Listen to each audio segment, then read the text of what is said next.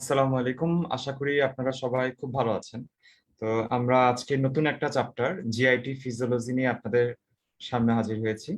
আমি ডক্টর মোহাম্মদ ইকবাল হোসেন, আপনাদের সাথে মোটামুটি সবার সাথেই অল্প স্বল্প পরিচয় আছে। তাহলে আজকে আমরা পড়বো জিআইটি ফিজিওলজি। তো আমার ইতিমধ্যে অনেকেই আমাদের সঙ্গে জয়েন করেছেন। তো একটা প্রশ্ন দিয়ে সবার থেকে শুরু করি। 7টা 5 বেজে গেছে, তো আমরা আস্তে আস্তে শুরু করি, বেশিক্ষণ সময় লাগবে না, যেহেতু জিআইটি ফিজিওলজিতে প্রশ্নের সংখ্যা অত বেশি না। আচ্ছা, প্রশ্নটার উত্তর যারা জানেন তারা আনসার দেওয়ার চেষ্টা করবেন। আচ্ছা, প্রশ্নটা হচ্ছে অ্যাসেটাইল, আমরা সবাই জানি যে হচ্ছে গ্যাস্ট্রিন হচ্ছে এইচসিএল সিক্রেশনটা বাড়ায়, এটা তো ট্রু। এখন আমার প্রশ্নটা হচ্ছে অ্যাসেটাইল কোলিন গ্যাস্ট্রিন সিক্রেশন বাড়ায়, true or false? 2 number, acetylcholine HCl secretion বাড়ায়, ট্রু অর ফলস? কে বলতে পারবে? হ্যাঁ, দুইটাই ট্রু। আচ্ছা, আর কারো কোনো থট বা কোনো কিছু?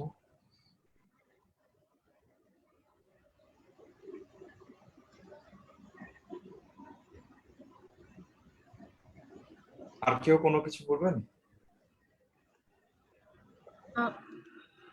হাইড্রোক্লোরিক অ্যাসিড সিক্রেশন বাড়ায়। আর আরেকটা যেটা বলছে ওইটা, ফারহানা? এটা ফলস। ওইটা কমায়, গ্যাস্ট্রিন কমায় না। আচ্ছা, আমি তাহলে একটু ব্যাখ্যা দেই তাহলে সবাই, যে এটা কিন্তু একটা প্রশ্ন আসছে কিন্তু।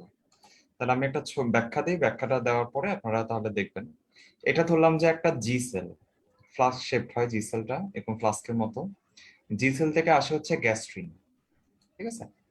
এই গ্যাস্ট্রিনটা কি করে আমাদের এইচ সেল, প্যারাইটাল সেলের উপর কাজ করে, প্যারাইটাল সেল থেকে এইচ সেল সিক্রেশনটা বাড়ায়, ঠিক আছে?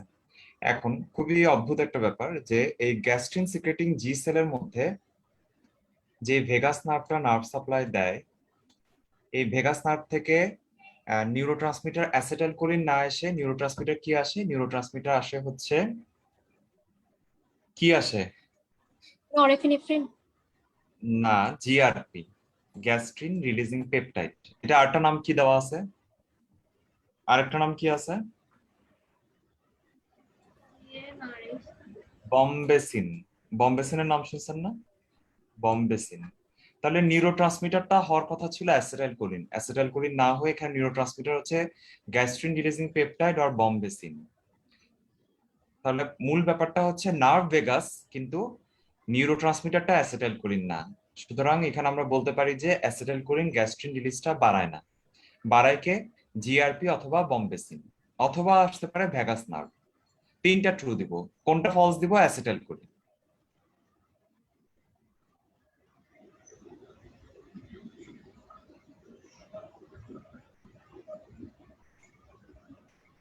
ওকে, একদম ক্লিয়ার।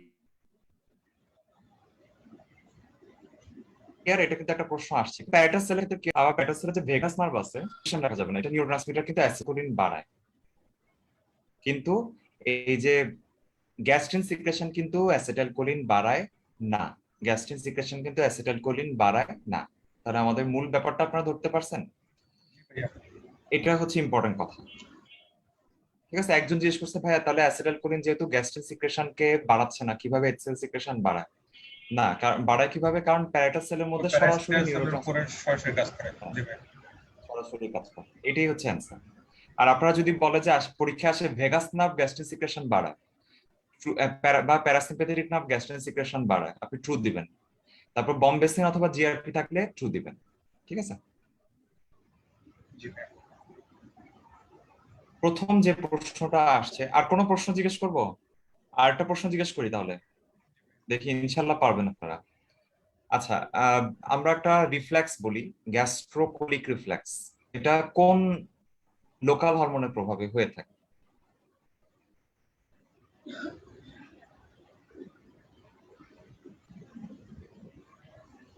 গ্যাস্ট্রোকোলিক রিফ্লেক্সটা কি? খুবই সহজ। একটা বাচ্চা হচ্ছে খাওয়ার পরপরই তার বাথরুম, এই ধরনের একটা রিফ্লেক্স কাজ করে, ওই গ্যাস্ট্রোকোলিক।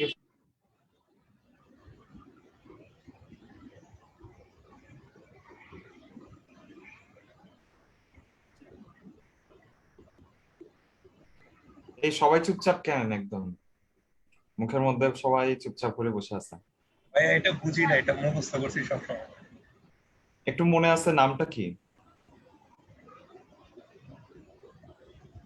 আচ্ছা আমি তাহলে বলি, এটার নাম হচ্ছে আপনার গ্যাস্ট্রিন। ঠিক আছে, গ্যাস্ট্রিন, এটা একটু মাথায় রাখতে হবে। আচ্ছা আরেকটা প্রশ্ন জিজ্ঞেস করবো। এগুলো এমনিতে পরীক্ষায় ওরকম আসার চান্স আছে। জি ভাইয়া। আচ্ছা দেখি, যে পারবেন সে অ্যান্সার করার চেষ্টা করুন। 2 নাম্বার যেটা ইম্পর্টেন্ট সেটা হচ্ছে, যদি পরীক্ষায় আসে সোমাটোস্ট্যাটিন কি কাজ করে। আমি দেখলাম যে জিআইটি ফিজিওলজিতে, রেসিডেন্সিতে এখনো পর্যন্ত আসে নাই, কিন্তু এফসিপিএস এ খুবই জনপ্রিয় একটা প্রশ্ন। সোমাটোস্ট্যাটিন কি কাজ করে, আপনি কিভাবে অ্যান্সার করবেন? সব ইনহিবিট করে। ভেরি গুড, সব ইনহিবিট অর ডিক্রিজ। কোশ্চেনের মধ্যে যা যা আছে সব ইনহিবিট অথবা ডিক্রিজ, এটা কিন্তু আসতে পারে, যেহেতু এখনো পর্যন্ত রেসিডেন্সিতে আসে না, কিন্তু এফসিপিএস এ খুবই জনপ্রিয় একটা প্রশ্ন যে সোমাটোস্ট্যাটিন কি কাজ করে। ঠিক আছে, তাহলে এগুলো ইম্পর্টেন্ট কথা। আর হচ্ছে এই তো, আচ্ছা যেগুলো যেগুলো মনে আসবে আমি এক্সট্রা জিজ্ঞেস করবো না আপনাদেরকে। তাহলে প্রথম যে প্রশ্নটা সেটা হচ্ছে গ্লুকোজ হোমিওস্টেসিস। আচ্ছা, GLP-1 গ্লুকোজ হোমিওস্টেসিসে গ্লুকাগন লাইক পেপটাইড 1 এর কি কি ভূমিকা রাখে? লেখা আছে stimulates glucagon release.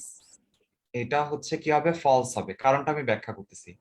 Inhibits insulin release, এটাও ফলস হবে। Delays gastric emptying, true.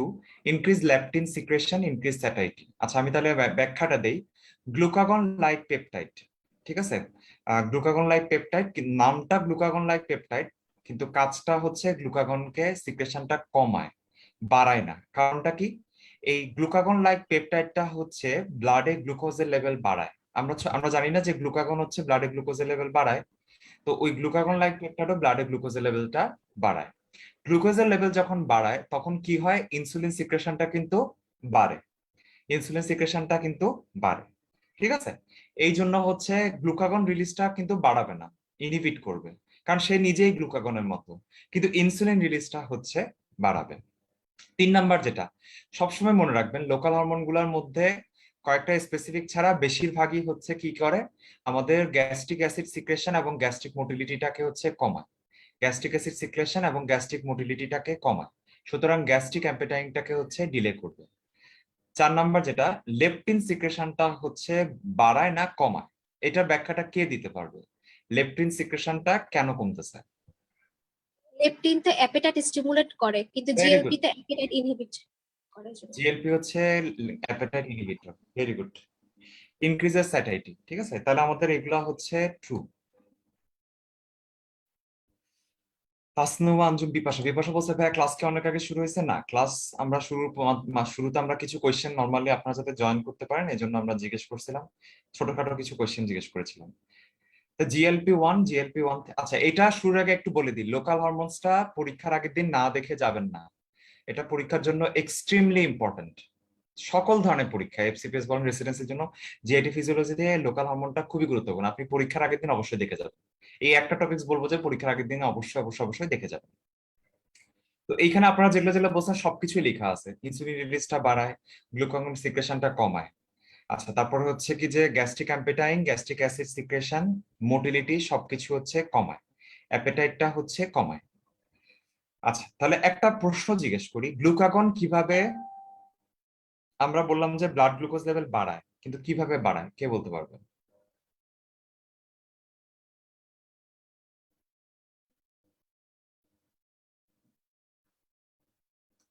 কি সবাই চুপচাপ কেন? রূপা বলো তো, রূপা কি ভাইয়া? বলো। ভাইয়া আবার একটু বলতে হবে। বলছি যে গ্লুকাগন হচ্ছে কি যে ব্লাড গ্লুকোজ লেভেল বাড়ায়, কিভাবে বাড়ায় এটাই জিজ্ঞেস করলাম, সহজ কোশ্চেন। আচ্ছা আর কেউ আনসার করতে পারবেন? আমাদের গ্লুকাগনের ফাংশনের মধ্যে একটা লাইন আছে শুরুতে, জ্ঞানের মধ্যে খুব সুন্দর করে একটা লাইন আছে, কি কি ফাংশন করে ওইটা একটা লাইনে দেওয়া আছে, কে বলতে পারবেন এটা? নন বিটা আচ্ছা সেল। আচ্ছা আমি তাহলে বলে দিই, গ্লুকাগন হচ্ছে গ্লুকোনিওজেনিক, গ্লাইকোজেনোলাইটিক, লাইপোলাইটিক, কিটোজেনিক। এই লাইনটা কিন্তু জ্ঞানমে দেওয়া আছে। গ্লুকোনিওজেনেসিস করে, আবার গ্লাইকোজেনোলাইসিস করে, লাইপোলাইসিস করে, কিটোজেনেসিস করে, এই 4টা ওয়ার্ড, এই 4টা যেন ভুল না হয়। ঠিক আছে, আবার একটু বলেন ভাইয়া। গ্লুকোনিওজেনিক, গ্লুকোনিওজেনেসিস করে, গ্লাইকোজেনোলাইটিক গ্লাইকোজেনকে ব্রেকডাউন করে, লাইপোলাইটিক লিপিডকে ব্রেকডাউন করে, লিপিডকে ব্রেকডাউন করলে ফ্রি ফ্যাটি অ্যাসিড তৈরি হয়, ফ্রি ফ্যাটি অ্যাসিড থেকে পরে কিটোন বডি ফর্মেশন হয়, কিটোজেনিক। এই 4টা লাইন, ঠিক আছে। এবার আমরা আসি ভ্যাসোঅ্যাক্টিভ ইন্টেস্টিনাল পেপটাইড। এটা হচ্ছে এফসিপিএস এর খুবই জনপ্রিয় একটা ব্যাপার। এখানেও হরমোনের মধ্যেও আমাদের রেসিডেন্সিটা একবার পরীক্ষা প্রশ্নটা আসছে। যেহেতু ভিআইপি বলা হয় যে secreted from non beta sell of the pancreas, বলতেছে প্যানক্রিয়াসের যে বিটা সেল না ওই সেলগুলা থেকে এটা রিলিজ হয়। Stimulates gastric acid secretion, falls. আমি কিন্তু আগেই বলছিলাম আমাদের গ্যাস্ট্রিক অ্যাসিড সিক্রেশনটা বেশিরভাগ হরমোনই, গ্যাস্ট্রিন বাদে বেশিরভাগ হরমোনই কিন্তু কমায়, গ্যাস্ট্রিক মোটিলিটি বেশিরভাগ হরমোনই কমায়। আপনার যদি ব্রড হেডিং এ কিছু স্পষ্ট করে মনে না থাকে তাহলে গ্যাস্ট্রিন বাদে বাকি সবগুলাতেই গ্যাস্ট্রিক অ্যাসিড সিক্রেশন এবং গ্যাস্ট্রিক মোটিলিটিটা ইনহিবিট করে, এটা মনে রাখবেন। 3 নাম্বার যেটা enhance small intestinal absorption of water এবং ইলেকট্রোলাইট, ফলস।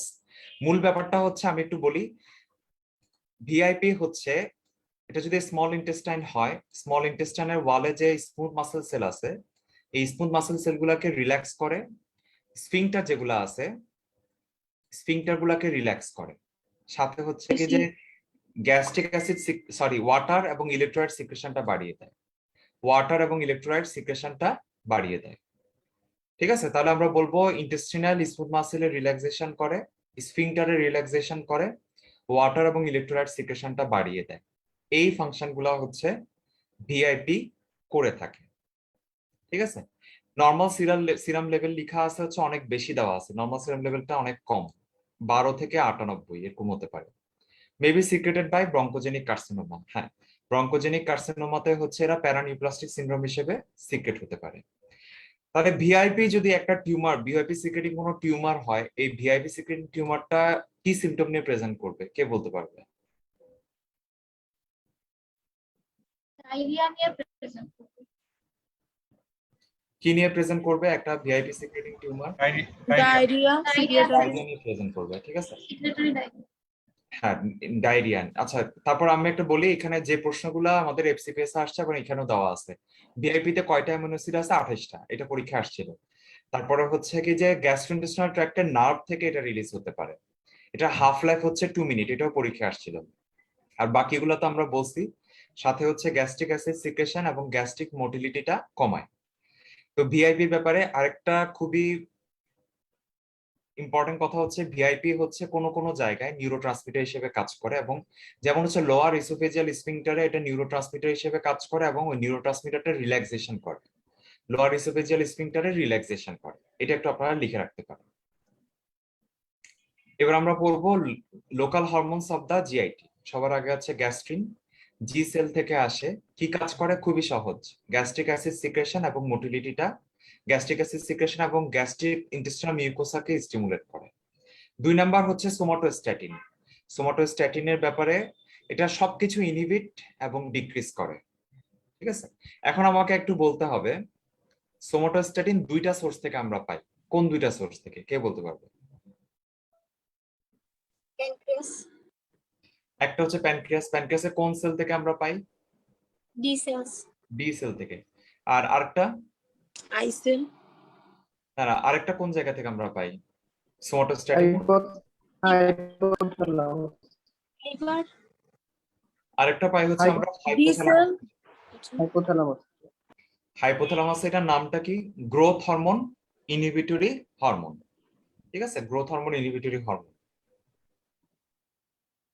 আচ্ছা, এবার তাহলে আমরা আসি কোলেসিস্টোকাইনিন। কোলেসিস্টোকাইনিন ডিউডেনাম এবং জেজুনামের আই সেল থেকে আসে, এবং এটা মূলত সিক্রেশনের স্টিমুলাস হচ্ছে প্রোটিন এবং ফ্যাট ডাইজেশনের প্রোডাক্টগুলো, প্রোটিন এবং ফ্যাট ডাইজেশনের প্রোডাক্টগুলো। কেন ব্যাখ্যাতে আমি আসতেছি, কেন ফ্যাট খেলে বা প্রোটিন খেলে এটা সিক্রেশন বাড়ে। কোলেসিস্টোকাইনিন 2টা কাজ করে, আমি একটা ছবি আঁকি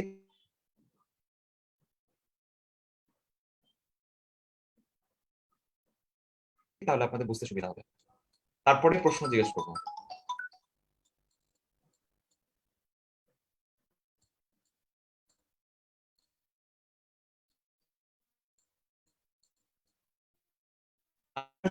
একটা গল্প,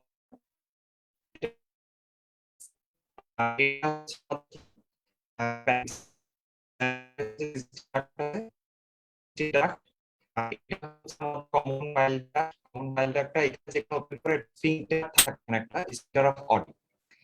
এখন যখন ফ্যাট খাবেন ফ্যাটটা লাগে, ঠিক আছে? তো ফ্যাটের ডাইজেশনের জন্য লাগে হচ্ছে বাইল, ফ্যাটের ডাইজেশন অ্যাবজর্পশনের জন্য লাগে বাইল। তো আমাদের কোলিসিস্টোকাইনিন কি কাজ করে? প্যানক্রিয়াস থেকে এনজাইম সিক্রেশনটা হচ্ছে বাড়ায় দেয়, এনজাইম সিক্রেশনটা হচ্ছে বাড়ায় দেয়, ঠিক আছে? 2 নাম্বার যেটা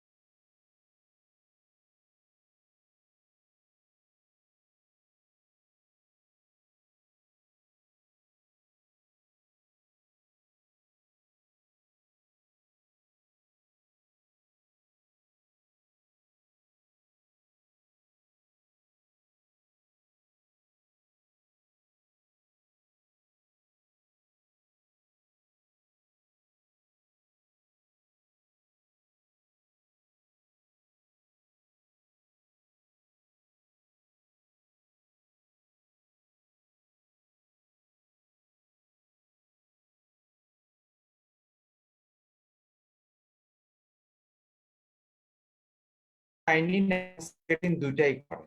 কোন তিন function? Inhibit gastric acid secretion, gastric motility এবং ইনক্রিজিং প্যানক্রিয়াটিক গ্রোথ। তাহলে এই inhibiting gastric acid secretion, gastric motility, 3 number হচ্ছে ইনক্রিজিং প্যানক্রিয়াটিক গ্রোথ। এই তিনটা ফাংশন কোলিসিস্টোকাইনিন এবং সিক্রেটিন যে করে থাকে। আচ্ছা, এবার আসি আমরা সিক্রেটিনের ক্ষেত্রে। সিক্রেটিনের মূল ফাংশনটা হচ্ছে প্যানক্রিয়াস থেকে বাইকার্বনেট রিচ সিক্রেশনটা বাড়ানো। তাহলে সিক্রেটিনের প্রভাবে প্যানক্রিয়াস থেকে যে সিক্রেশনটা আসবে এটার মধ্যে বাইকার্বনেট বেশি থাকবে। এই বাইকার্বনেটটা কি কাজ করে? বাইকার্বনেটটা হচ্ছে স্টোমাক থেকে যে অ্যাসিডটা আসবে, অ্যাসিডিক কাইম, এই অ্যাসিডিক কাইমটাকে নিউট্রালাইজ করে। বাইকার্বনেট কি করবে? অ্যাসিডের সাথে মিলে এটাকে নিউট্রালাইজ করে দেবে। এই নিউট্রালাইজেশনটা আসলে কেন দরকার? কারণ আমাদের স্টোমাকের যে অ্যাসিডিক কাইমটা ডিউডেনামে থাকে, এই অ্যাসিডিক কাইম যদি থাকে সেক্ষেত্রে প্যানক্রিয়াটিক এনজাইমগুলা কাজ করতে পারে না। সেক্ষেত্রে প্যানক্রিয়াটিক এনজাইমগুলা কাজ করতে পারে না। সুতরাং প্যানক্রিয়াটিক এনজাইমগুলোকে কাজ করার জন্য একটা নিউট্রাল মিডিয়া লাগবে। ওই নিউট্রাল মিডিয়াটা হচ্ছে মেনটেন করে হচ্ছে সেই বাইকার্বনেট। তার কোলিসিস্টোকাইনিন হচ্ছে প্যানক্রিয়াস থেকে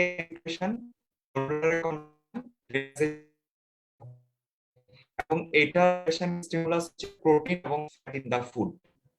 2 নম্বর হচ্ছে সিক্রেটিন হচ্ছে প্যানক্রিয়াস থেকে enzyme rich secretion, bicarbonate rich secretion করে, যে বাইকার্বনেটটা আমাদের অ্যাসিডিক কাইমটাকে, স্টোমাকের অ্যাসিডিক কাইমটাকে নিউট্রালাইজ করতে সাহায্য করে।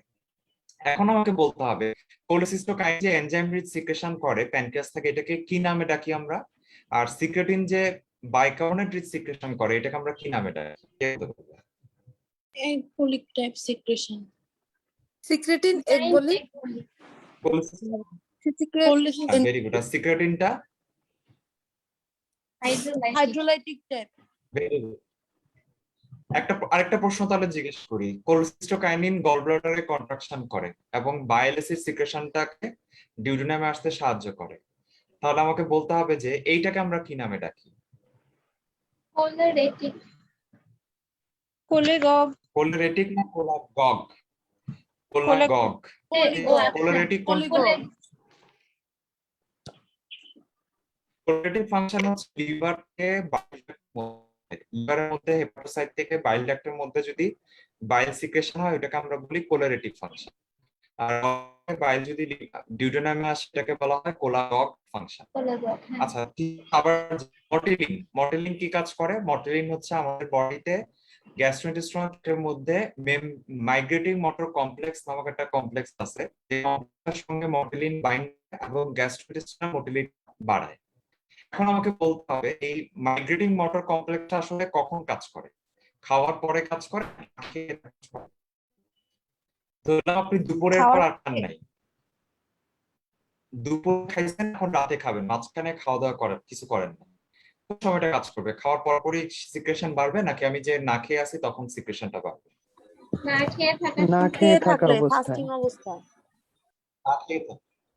আমরা যখন খালি পেটে থাকি তখন আমাদের গ্যাস্ট্রোইন্টেস্টাইনাল যে মোটিলিটি এটাকে মেনটেন করা হচ্ছে এই মাইগ্রেটিং মোটর কমপ্লেক্স, আর এই মাইগ্রেটিং মোটর কমপ্লেক্সের মধ্যে থাকে হচ্ছে মটিলিন। আরেকটা প্রশ্ন জিজ্ঞেস করি, ঠিক আছে? যেহেতু প্রশ্ন জিজ্ঞেস করলে অ্যান্সার আসবে এবং আমরা শিখতে পারবো। আমাকে বলতে হবে মটিলিন যে সিক্রেশন হয় মাইগ্রেটিং মোটর কমপ্লেক্সের উপর কাজ করে। এই মাইগ্রেটিং মোটর কমপ্লেক্সের মধ্যে একটা সেল আছে, যে সেলটা এই মাইগ্রেটিং মোটর কমপ্লেক্সকে বজায় রাখতে সাহায্য করে। এই সেলটার নাম কি? এটা আরেকটা নাম হচ্ছে pacemaker of the intestinal cell of Cajal. Very good, excellent যে বলছেন, interstitial cell of the Cajal, এটাকে বলা হয় আমরা পেসমেকার অফ দা জিআইটি। তাহলে আমাকে বলেন তো পেসমেকার অফ হার্ট কোনটা? এসএনওড। Very good. আচ্ছা, আর কোন করে এসএনওড থেকে আর পরে জিজ্ঞেস করব না। গ্যাস্ট্রিন, এই চারটা পরীক্ষার জন্য এক্সট্রিমলি ইম্পর্টেন্ট। কোন কোন ফ্যাক্টরগুলো গ্যাস্ট্রিকেশন বাড়ায়, কোনটা কোনটা কমায়। এখানে একটা জিনিস খেয়াল করেন, যে জিনিসটা খুবই গুরুত্বপূর্ণ, এপিনেফ্রিন কিন্তু গ্যাস্ট্রিন সিক্রেশনটা বাড়ায়, এটা পরীক্ষা আসে। Epinephrine, calcium. আর ইনহিবিটরের মধ্যে বেশিরভাগই ইনহিবিটর, অ্যাসিড, সোমাটোস্ট্যাটিন, ব্লাড বর্নি, secretin, GIP, VIP, glucagon, calcitonin, সবগুলোই হচ্ছে inhibitor. Gastrin secretion is increased by, কি দিয়ে গ্যাস্ট্রিন সিক্রেশন বাড়ে? এটা আছে acid in the lumen of the stomach. লুমেনের মধ্যে, স্টোমাকের লুমেনের মধ্যে অ্যাসিড থাকলে ওই অ্যাসিডটা কিন্তু উল্টা গ্যাস্ট্রিন সিক্রেশনটাকে কমায়। তারপর হচ্ছে ডিস্টেনশন অফ দা স্টোমাক, অবশ্যই খাবার খাইলেন স্টোমাক ডিস্টেন্ড করলো, সেখান থেকে হচ্ছে গ্যাস্ট্রিন রিলিজ হবে। Circulating level of the secretin falls, secretin আমরা পড়ে আসছি গ্যাস্ট্রিন সিক্রেশনটা কমায়। ভ্যাগোটমি কি করবে? গ্যাস্ট্রিন সিক্রেশনটা কমাবে। Elevated circulating level of the epinephrine,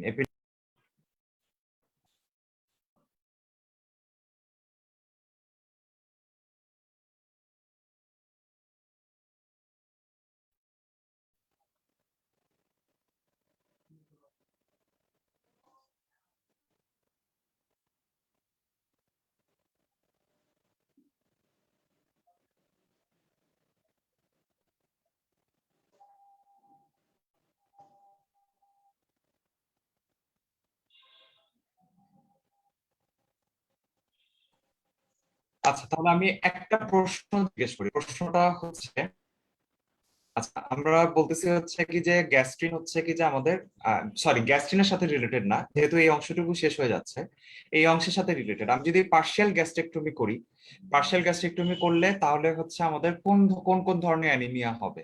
এই কোশ্চেন গুলো এখানে নাই, এগুলো আমাদের পরীক্ষা কে বলতে পার্নিশিয়াস পারবে? এনিমিয়া হতে পারে, আর আয়রন ডেফিসিয়েন্সি নিয়ে। মেগালোব্লাস্টিক পারনিশাস আর মেগালোব্লাস্টিকটা একই, আয়রন ডেফিসিয়েন্সি অ্যানিমিয়া হতে পারে। যে ভাইয়া বলছে উনি আমাদেরকে একটু ব্যাখ্যা দিলে সবার একটু সুবিধা হয়, সবাই শুনতে পারবে। চলো আমরা একটু বলতে পারবে?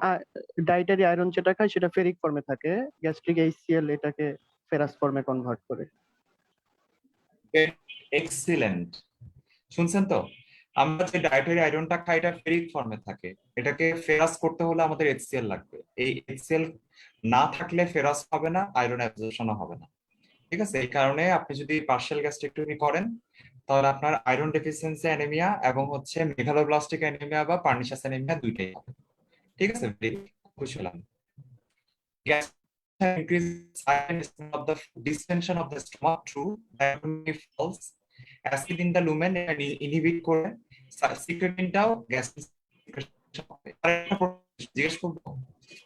প্রশ্নটা হচ্ছে আমরা যখন খাবার খাই তখন হচ্ছে আমাদের গ্যাস্ট্রিক অ্যাসিড, গ্যাস্ট্রিন সিক্রেশন অর্থাৎ স্টোমাকের সিক্রেশন গুলো বাড়ে।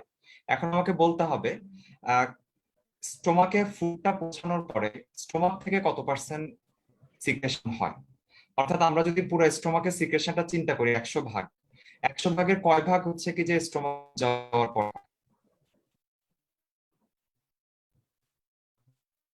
আমরা কিন্তু মুখে নিলেও কিন্তু গ্যাস্ট্রিক অ্যাসিড সিক্রেশন হয়, খাবার যখন ডিউটেনামে যায় তখনও গ্যাস্ট্রিক অ্যাসিড সিক্রেশন কিছু হলেও হয়, কিন্তু স্টোমাকে যখন ফুড থাকে তখন কত পার্সেন্ট সিক্রেশন হয়? এটা হচ্ছে পরিমাণটা হচ্ছে 60%। স্টোমাকে ফুডটা থাকলে 60% সিক্রেশন। গ্যাস্ট্রিক অ্যাসিডের স্টোমাকের যে সিক্রেশন এটা হচ্ছে কি যে এটা এটা পিএইচটা কত এবং ডেইলি পরিমাণটা কতটুকু কে বলতে পারবে?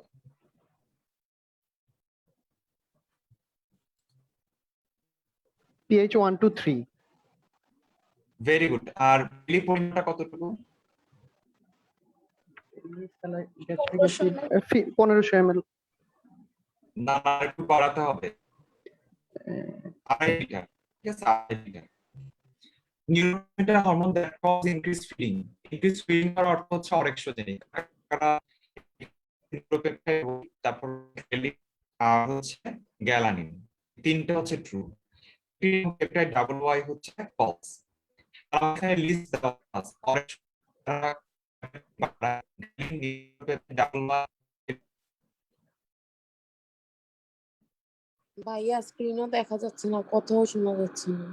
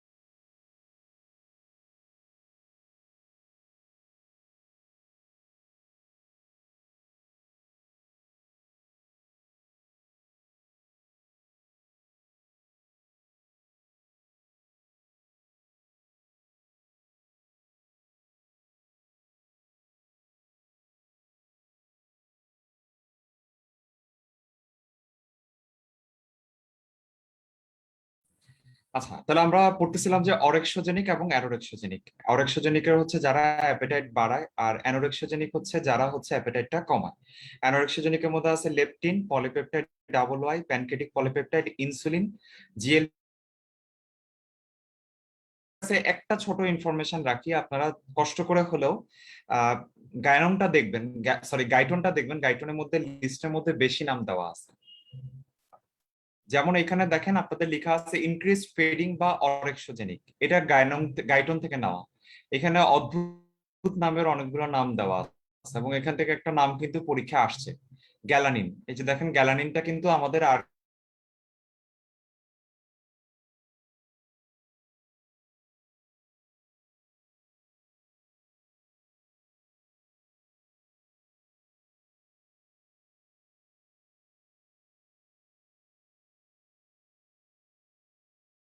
শোনা যাচ্ছে?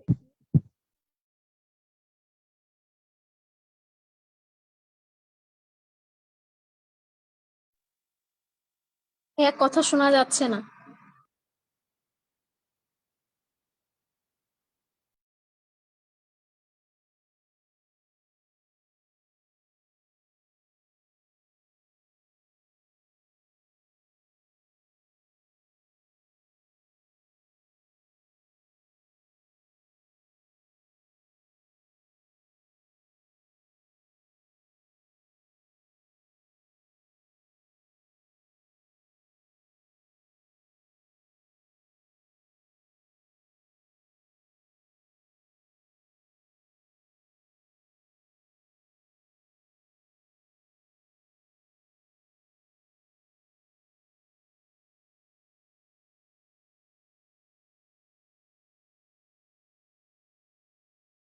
এইখানে আরেকটা লিস্ট দেওয়া আছে, এই লিস্টটা হচ্ছে আমাদের জ্ঞানং থেকে নেওয়া। এই জ্ঞানং এর মধ্যে আমাদের দেওয়া আছে ডান দিকে যে জিনিসগুলো দেওয়া আছে, এই লিস্টটা হচ্ছে আমাদের কি করে অরেক্সোজেনিক।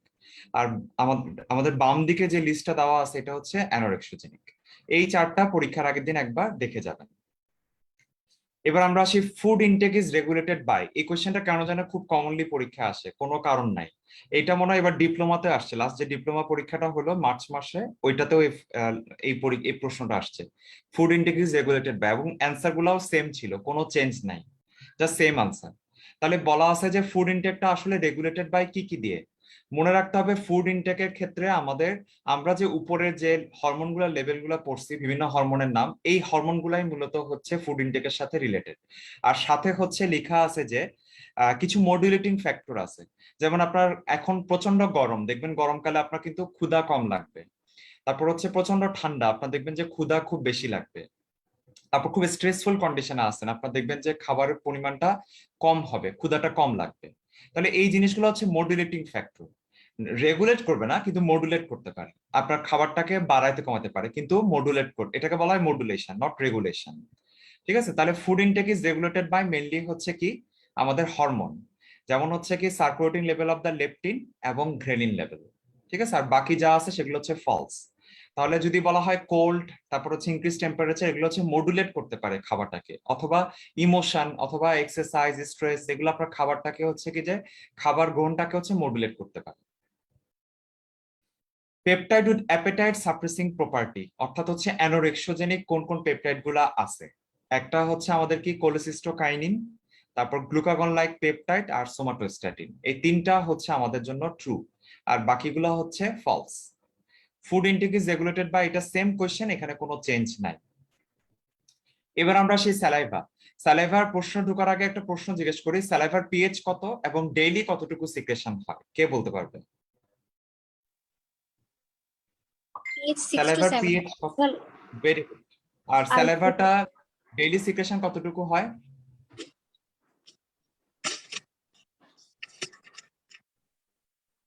ডেইলি সিক্রেশন কতটুকু হয়? 800 থেকে 1500। আচ্ছা, এটা একটু মাথায় 1000 রাখতে হবে। 1000 হ্যাঁ, 1000 থেকে 1500 ml। ঠিক আছে, 1 থেকে 1.5 লিটার, এটা একদম মুখস্থ। প্রত্যেকটা জিনিস এগুলো একটু লিখে রাখতে পারেন, এগুলো আপনাদের কাজে লাগবে। লেখা আছে লো ফ্লো রেটে স্যালাইভা মাউথের মধ্যে কিভাবে কিরকম হয়। আমরা অ্যান্সারটা করছি hypotonic, alkaline, rich in potassium এবং বাইকার্বনেট। আর লো ইন সোডিয়াম এবং ক্লোরাইড। তাহলে আমাদের স্যালাইভা ফ্লো রেট যখন কম থাকে তখন এটা কেমন হবে? হাইপোটোনিক হবে, অ্যালকালাইন হবে, তারপর এটার মধ্যে পটাশিয়াম এবং বাইকার্বনেটটা বেশি থাকবে, সোডিয়াম এবং ক্লোরাইডটা কম থাকবে। এটা কিন্তু হচ্ছে একদম স্পষ্ট এবং এটা আমাদের জ্ঞানঙে স্পষ্ট করে লেখা আছে।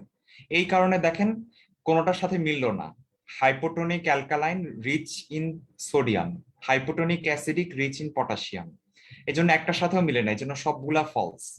এখন আমাকে বলতে হবে স্যালাইভার মধ্যে দুইটা প্রশ্ন, স্যালাইভার মধ্যে পটাশিয়াম বেশি থাকে কিসের প্রভাবে? 2 নাম্বার প্রশ্ন, স্যালাইভা কেন বাইকার্বনেট বেশি থাকে বা স্যালাইভা কেন অ্যালকালাইন? এই দুইটা প্রশ্ন উত্তর দিতে হবে। বাইকার্বনেট সিক্রেশন হয় দেখে অ্যালকালাইন। এটা তো আমরা বুঝছি, কিন্তু এটা সুবিধাটা কি, মানে কেন স্যালাইভা অ্যালকালাইন হতে হবে? তো বাফার হিসেবে কাজ করে, সে অ্যাসিড রিফ্লাক্সটাকে ইনহিবিট করবে। আচ্ছা, আরেকটা খুবই ইম্পর্টেন্ট যেটা বইতেও লেখা আছে, আমাদের কি হয় মাঝে মাঝে স্টোমাক থেকে অ্যাসিডটা কি হয়, রিফ্লাক্স হয় না? রিফ্লাক্সটাকে ওই অ্যাসিড যেটা রিফ্লাক্স হয় ওই অ্যাসিডটাকে নিউট্রালাইজ করার জন্য আমাদের কি লাগে? এই বাইকার্বনেটটা কাজে দেয়। 2 নাম্বার যেটা প্রশ্ন ছিল, পটাশিয়াম লেভেলটা কিসের প্রভাবে বেশি থাকে? এই প্রশ্ন উত্তরটা সবার জানতে হবে কিন্তু। Aldosterone. Very good, very good. এই অ্যালডোস্টেরনের প্রভাবে পটাশিয়াম কিন্তু কোলনের মধ্যে সিক্রেশন হয়, কোলনের মধ্যে সিক্রেশন হয়, এটাও আপনাদের জানতে হবে। এবার আমরা আসি, আমাদের মূল স্যালাইভারি গ্ল্যান্ড হচ্ছে 3 ধরনের হয়, 3 পেয়ার। আর হচ্ছে মূলত স্যালাইভার মধ্যে স্যালাইভা হচ্ছে হাইপোটোনিক, এটা খুবই ইম্পর্টেন্ট। পুরা গাটের যত সিক্রেশন আছে সবগুলো আইসোটোনিক, শুধুমাত্র স্যালাইভা হচ্ছে হাইপোটোনিক। স্যালাইভার মধ্যে ইমিউনোগ্লোবিন এ এবং লাইসোজাইম আছে। ইমিউনোগ্লোবিন এটা হচ্ছে ডাইমার ফর্মে থাকে, আর এটা খাবারকে লুব্রিকেশনে সাহায্য করে। স্যালাইভা হচ্ছে হাইপোটোনিক এবং অ্যালকালাইন, এই লাইনটা কিন্তু গ্যানম থেকে নেওয়া, একদম ডাইরেক্ট গ্যানম থেকে তুলে দেওয়া। আর এটা হচ্ছে নিউট্রালাইজ করতে সাহায্য করে যে অ্যাসিডটা রিফ্লাক্স হয়।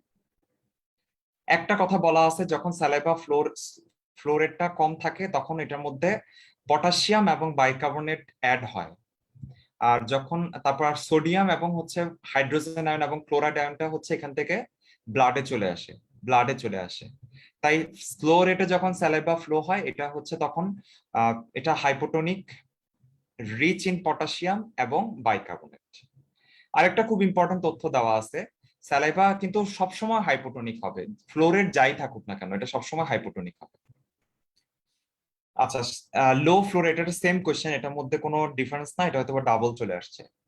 Gastric juice, acidic pH of the gastric juice কি কি কাজে সাহায্য করে? লেখা আছে হাই স্টিমুলেট। ফ্লো রেটে কি কি চেঞ্জ হবে? হাই ফ্লো রেটে কি চেঞ্জ হবে আমি একটু বলি। আমরা আমাদের জ্ঞানঙে যে লাইনটা লেখা আছে দেখেন, লেখা আছে যে, আমি আপনাকে না দেখেন আপনাদের মনে হবে যে এটা বিশ্বাস হবে না, যে এই যে দেখেন লেখা আছে যে as the rate of secretion increases, যখন আপনার স্যালাইভা ফ্লো রেটটা বাড়বে, there is a less time for sodium chloride to be extracted, মানে সোডিয়াম ক্লোরাইডকে ব্লাডের মধ্যে ফিরে আনতে যে সময়টা দরকার এটা কম থাকবে। and the tonicity of the saliva rises, তাহলে আপনার যখন হাই ফ্লো রেট হবে তখন আপনার কি হবে, আপনার স্যালাইভার মধ্যে সোডিয়াম ক্লোরাইড এগুলোর কনসেন্ট্রেশনটা বেশি থাকবে, ঠিক আছে, তুলনামূলকভাবে বেশি থাকবে। কিন্তু স্যালাইভা সবসময় হাইপোটোনিক হবে।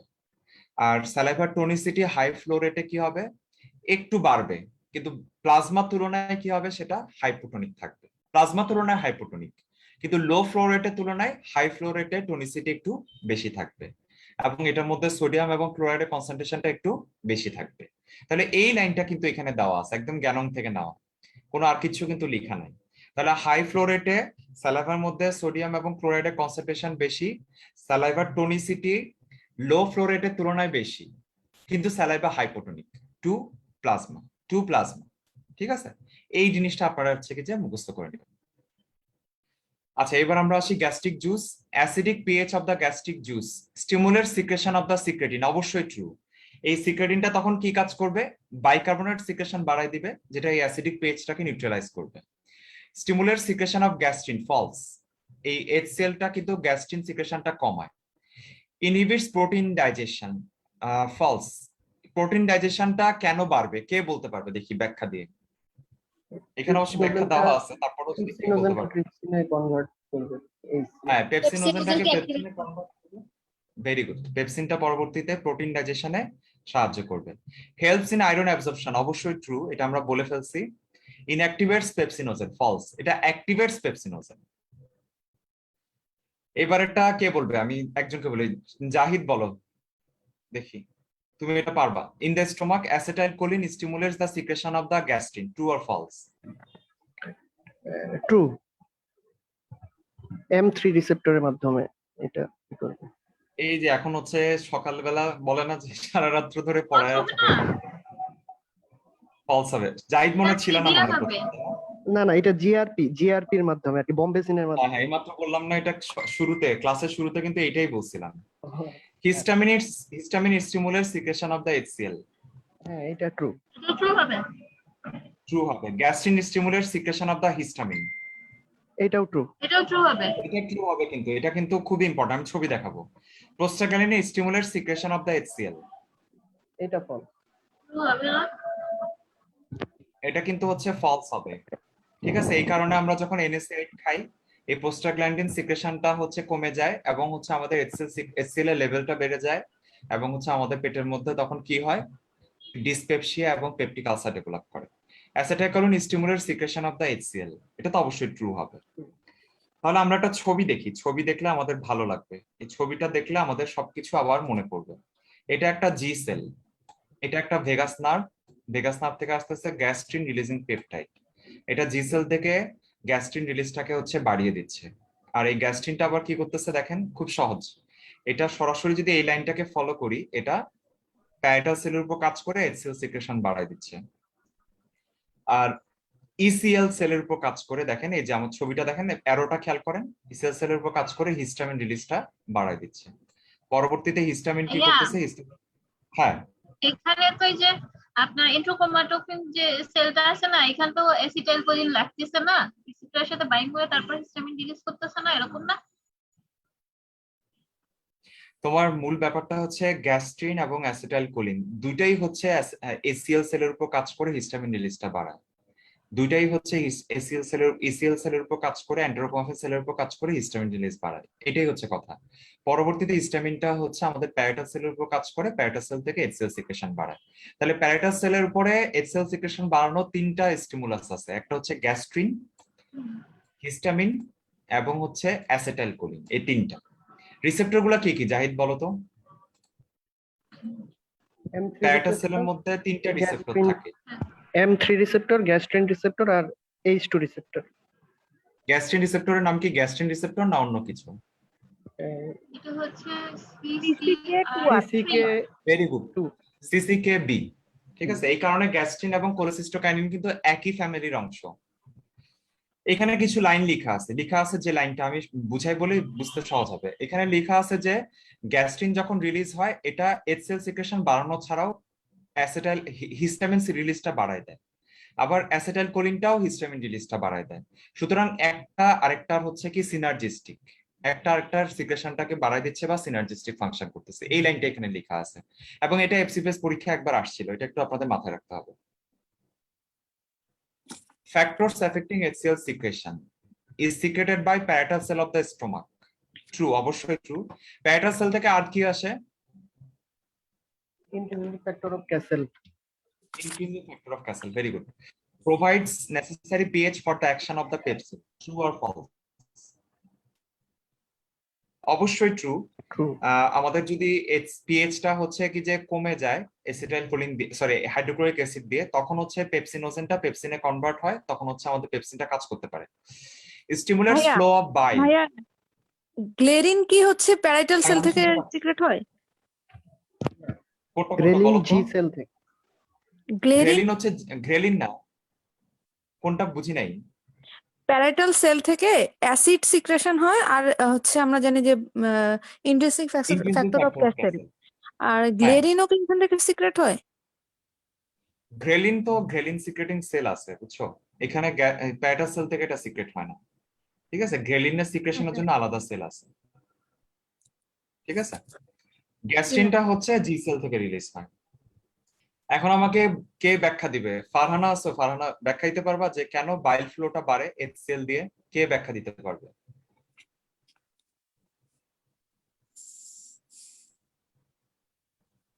রূপা ব্যাখ্যা দিতে পারবা?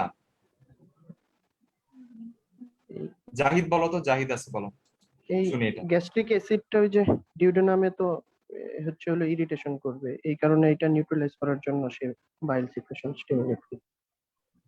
আচ্ছা, গ্যাস্ট্রিক অ্যাসিডটা যখন হচ্ছে কি যে ডিউডেনামে যাবে, ডিউডেনামে যাওয়ার পর কি হবে? ডিউডেনামে ওখানে হচ্ছে কি সিক্রেট করবে? মূলত হচ্ছে ডিউডেনামে যাওয়ার পরে ওইটাকে নিউট্রালাইজ করার জন্য তখন সিক্রেটিন সিক্রেশনটা বাড়ে। আবার সিক্রেটিনটা হচ্ছে কি করে, তখন বাইকার্বনেট সিক্রেশনটা বাড়ে। তো বাইকার্বনেট সিক্রেশন যখন বাড়ে তখন কিন্তু হচ্ছে কি যে আমাদের একই সাথে এই লাইনটা কিন্তু কোথাও নাই, এটা আমি হচ্ছে কি যে গাইটন থেকে জোগাড় করছি, যে লেখা আছে সিক্রেটিন স্টিমুলেটস লিভার বাইল সিক্রেশন। শুধু যে হচ্ছে কি যে বাইকার্বনেট সিক্রেশন বাড়াচ্ছে তা না, সাথে হচ্ছে লিভার থেকে বাইল সিক্রেশনটাও কিন্তু বাড়াচ্ছে। এটা একদম স্পষ্ট, জাস্ট গাইটন থেকে তুলে দেওয়া। ঠিক আছে, এই লাইনটা কিন্তু মাথায় রাখতে হবে। এই কারণে যখন হচ্ছে HCl সিক্রেশনটা বাড়বে, সিক্রেটিন সিক্রেশন বাড়বে, সিক্রেটিন বাইকার্বনেট ছাড়াও বাইল সিক্রেশনটাকে হচ্ছে বাড়িয়ে দেবে। ঠিক আছে। আচ্ছা, secretion is stimulated by sympathetic nerve, true or false? False, কিন্তু আমরা তো দেখে আসছি ভ্যাগাস নার্ভ, এবং অ্যাসিটাইলকোলিন হচ্ছে neurotransmitter. Is stimulated by presence of bicarbonate in the stomach, স্টোমাকে বাইকার্বনেট থাকলে HCl সিক্রেশন বাড়ে, ট্রু অর ফলস? ফলস, স্বাভাবিক। এখানে বাইকার্বনেটের সাথে আসলে কোনো সম্পর্ক নাই স্টিমুলেশনের। বাইকার্বনেটটা কি করে, HClটাকে নিউট্রালাইজ করার সাথে নিউট্রালাইজ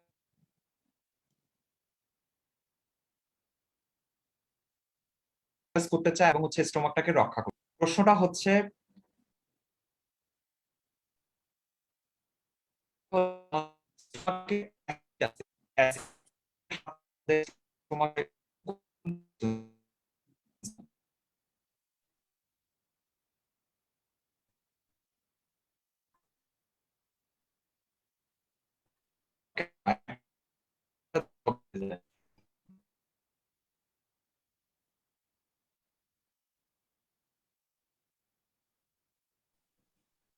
জাহিদ বলো। হ্যাঁ, এই যে কথা বোঝা যাচ্ছিল না ভাই।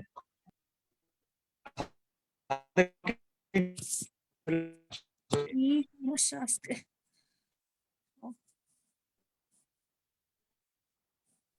ভাইয়া কথা বোঝা যাচ্ছে না। স্লাইডও চলে গেছে।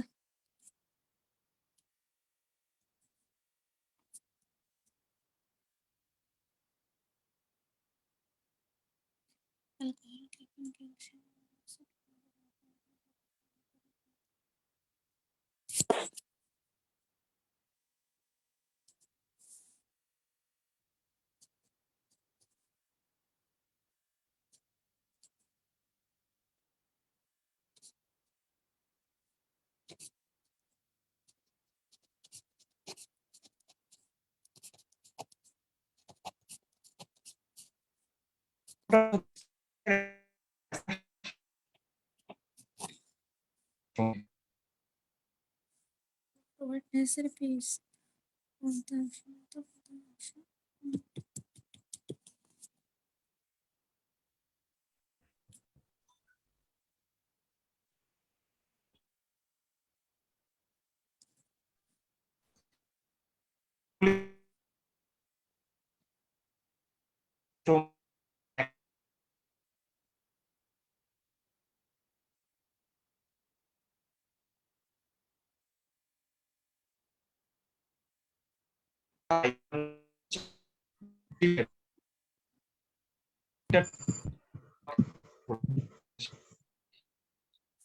হ্যাঁ, শোনা যাচ্ছে না।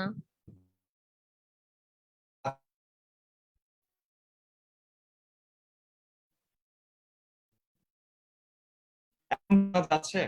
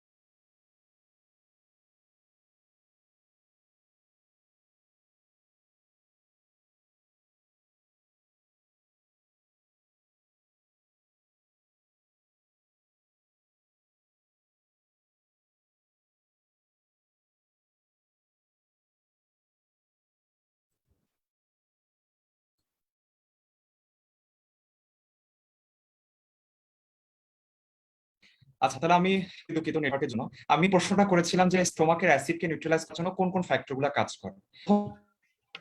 কোন কাজ করে সেটা হচ্ছে বাইকার্বনেট।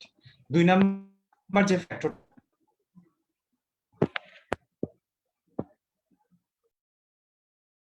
কাজ করে সেটা হচ্ছে গ্লুকাস। 3 নাম্বারটাকে আমাদের স্টোমাকের অ্যাসিড থেকে রক্ষা করতে সাহায্য করে, ঠিক আছে। আর আরেকটা খুব গুরুত্বপূর্ণ, এটা হচ্ছে প্রোস্টাগ্ল্যান্ডিন। আমাদের স্টোমাকের মধ্যে প্রোস্টাগ্ল্যান্ডিন সিক্রেশন হয়। এই প্রোস্টাগ্ল্যান্ডিনটা হচ্ছে আমাদের স্টোমাকের ওয়ালে ব্লাড সাপ্লাইটা মেনটেন করতে সাহায্য করে। এই ব্লাড সাপ্লাইটা যতক্ষণ মেনটেন হবে ততক্ষণ পর্যন্ত স্টোমাকের যে মিউকোসা, এটা নির্দিষ্ট হচ্ছে জিনিস আমাদের স্টোমাককে তার অ্যাসিডের হাত থেকে রক্ষা করে। এই 4টা জিনিসের নাম জানতে হবে, এটা পরীক্ষা আসে না, আসতে পারে। এটা হচ্ছে কি যে অবশ্যই অ্যালকালাইন। আর এটা পিএইচ কত কে বলতে পারবে?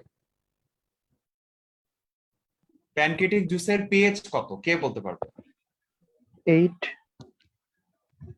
হ্যাঁ, 8, very good Zahid. Is regulated by fat content of the diet. এটা আমরা পড়ে আসছি। ফ্যাট আসলেই প্যানকেটিক সিক্রেশন বাড়বে, কারণ প্যানক্রিয়াসের মধ্যে প্রচুর পরিমাণে সিক্রেটিং বা ফ্যাট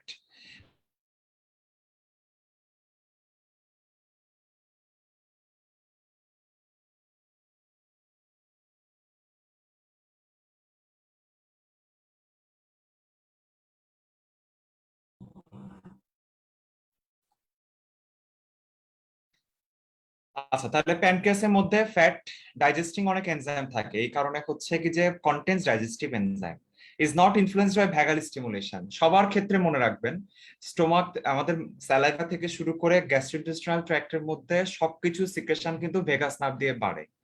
আর হচ্ছে কি সিম্প্যাথেটিক স্টিমুলেশনে সকল ধরনের সিক্রেশন গুলা কিন্তু কমে, ঠিক আছে। প্যানক্রিয়াস থেকে কোন কোন এনজাইম গুলা সিক্রেশন হয় এখানে সবকিছু লেখা আছে। এর মধ্যে এফসিপিএস পরীক্ষায় যে ধরনের প্রশ্নটা আসে, আপনাদের এখানে আসে না, সেটা হচ্ছে ট্রিপসিনোজেনটা ট্রিপসিনে কনভার্ট হয় হচ্ছে এন্টেরোপেপটাইডেজ দিয়ে।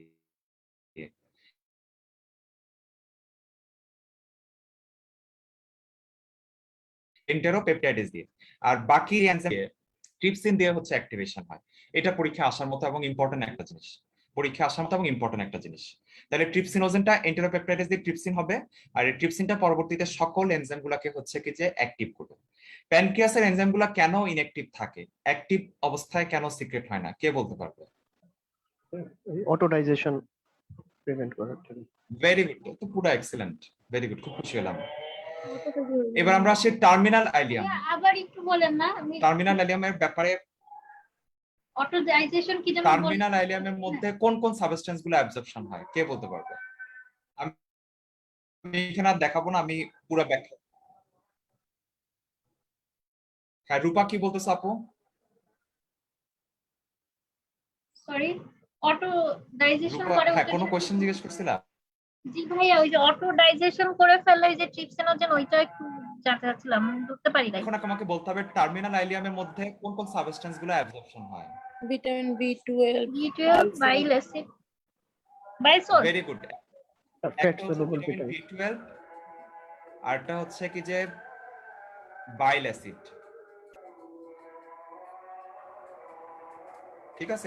এই দুইটা সাবস্টেন্স থেকে অ্যাবজর্পশন হয়। এখন আমাকে বলতে হবে টার্মিনাল আইলিয়াম কেটে ফেললে কোন কোন ভিটামিনের অভাব দেখা দিবে, বুদ্ধি করে অ্যানসার করতে হবে। ভিটামিন B12, যার কারণে ম্যাগলোপ্লাস্টিক এনিমিয়া বা মাইনোসিস বুদ্ধি ফ্যাট করে soluble answer fat soluble vitamin. করতে হবে।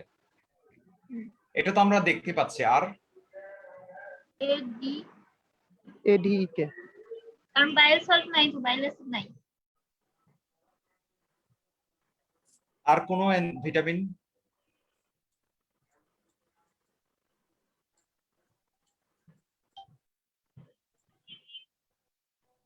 ভিটামিন B12 এবং vitamin A, D, E, K, fat soluble vitamin গুলো। তাহলে এই 5টা ভিটামিনের ডেফিসিয়েন্সি দেখা দিবে। কেন দেখা দিবে? কারণ বাইল অ্যাসিড ছাড়া ফ্যাট সলিউবল ভিটামিন গুলো অ্যাবজর্পশন হয় না, ঠিক আছে। বাইল অ্যাসিড না থাকলে আপনার ভিটামিন A, D, E কেও অ্যাবজর্পশন হবে না। তাহলে টার্মিনাল আইলিয়াম কোনো কারণে যদি কেটে ফেলেন বা কোনো ডিজিজ দিয়ে যদি এফেক্টেড হয়, তাহলে আপনার বডিতে 5টা ভিটামিনের ডেফিসিয়েন্সি দেখা দিবে, ঠিক আছে। এটা যেন ভুল না যায়। আচ্ছা, তাহলে এখানে একটা চার্ট আছে, চার্টটা আমি সংক্ষেপে বলি যে প্রশ্নগুলো আসে।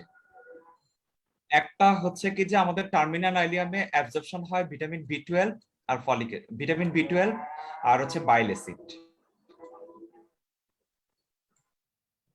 পটাশিয়াম হচ্ছে কোলনে সিক্রেশন হয়, এটা পরীক্ষা আসছিল এফসিপিএস এ।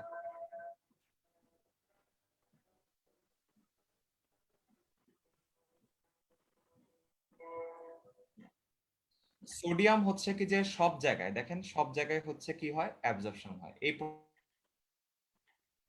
প্রশ্নটা পরীক্ষা আসছিল, তাহলে আপনাদের এখানেও কিন্তু আসতে পারে। সোডিয়াম সব জায়গায় অ্যাবজর্পশন হয়, পটাশিয়াম হচ্ছে কোলনে সিক্রেশন হয়, টার্মিনাল এলিমেন্ট বাইল অ্যাসিড এবং ভিটামিন বি12 হচ্ছে অ্যাবজর্পশন হয়। এই জিনিসগুলো আপনাদের একটু ভালো করে মনে রাখতে হবে। তাহলে আরেকটা খুব ইম্পর্টেন্ট জায়গা, ডিউডেনামে কোন কোন সাবস্টেন্স গুলো অ্যাবজর্পশন হয়, কে বলতে পারবে? Iron and calcium. সব আয়ন গুলো না? Iron calcium. ডিউডেনামে কোন কোন সাবস্টেন্স গুলো অ্যাবজর্পশন হয়? একটা হচ্ছে আয়রন, তারপরে ক্যালসিয়াম।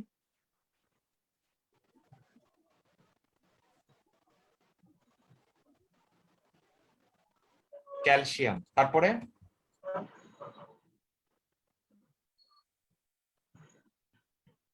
বাইকার্বনেট হবে না? সমস্ত ওয়াটার সলিউবল ভিটামিনস গুলো।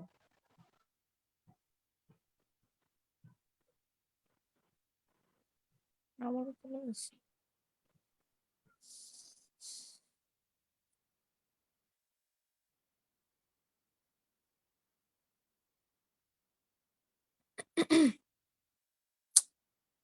সাউন্ড নাই আবার।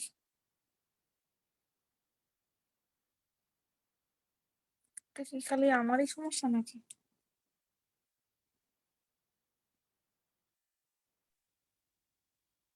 প্রথম থেকেই সমস্যা হচ্ছে।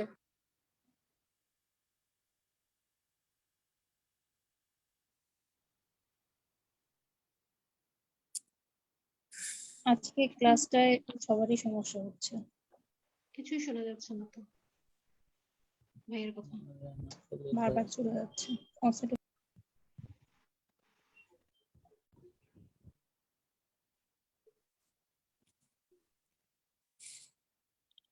আচ্ছা, তাহলে আমরা জিজ্ঞেস করতেছিলাম যে হচ্ছে ডিউডেনামে কোন কোন সাবস্টেন্স গুলো অ্যাবজর্পশন হয়। আপনার একদম মুখস্থ, পরীক্ষা আসার মতো। একটা হচ্ছে আয়রন, সেকেন্ড হচ্ছে ক্যালসিয়াম, 3 নাম্বার হচ্ছে ফসফেট। এই 3টা সাবস্টেন্স ডিউডেনামে অ্যাবজর্পশন হয়। একটা প্রশ্ন তাহলে জিজ্ঞেস করি, আমরা তো বিভিন্ন অ্যাবজর্পশন গুলো পড়লাম, এর মধ্যে কোন কোন সাবস্টেন্সের অ্যাবজর্পশনের জন্য সোডিয়ামকে লাগে, কে বলতে পারবে? এটা এফসিপিএস পরীক্ষায় প্রশ্ন আসছিল, আপনাদের এখানে আসতে পারে, এটা কিন্তু খুব ইম্পর্টেন্ট একটা জিনিস। ভিটামিন বি12, ফলিক অ্যাসিড বাদে বাকি সব sodium dependent. Glucose, galactose, amino acid, all water soluble vitamins except folic acid, vitamin বি12। আচ্ছা, আরেকবার একটু বলতে হবে যে কোন কোন সাবস্টেন্সের অ্যাবজর্পশনের জন্য আমাদের সোডিয়ামকে লাগে, কোন কোন সাবস্টেন্সে, কে বলতে পারবে? All water soluble vitamin except vitamin B12 and folic acid. All water soluble vitamin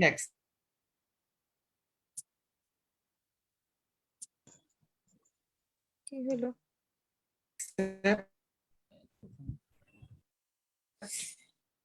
vitamin বি12 এবং ফলিক অ্যাসিড। নাম্বার হচ্ছে কি যে amino acid, neutral amino acid. ঠিক আছে, তাহলে আমি আরেকবার বলি, আপনারা সবাই মনে রাখ।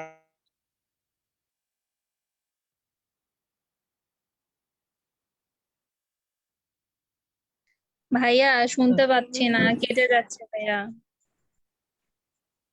আপনার নেটওয়ার্ক মনে হয় ঠিক নেই ভাইয়া, বারবার সমস্যা হচ্ছে।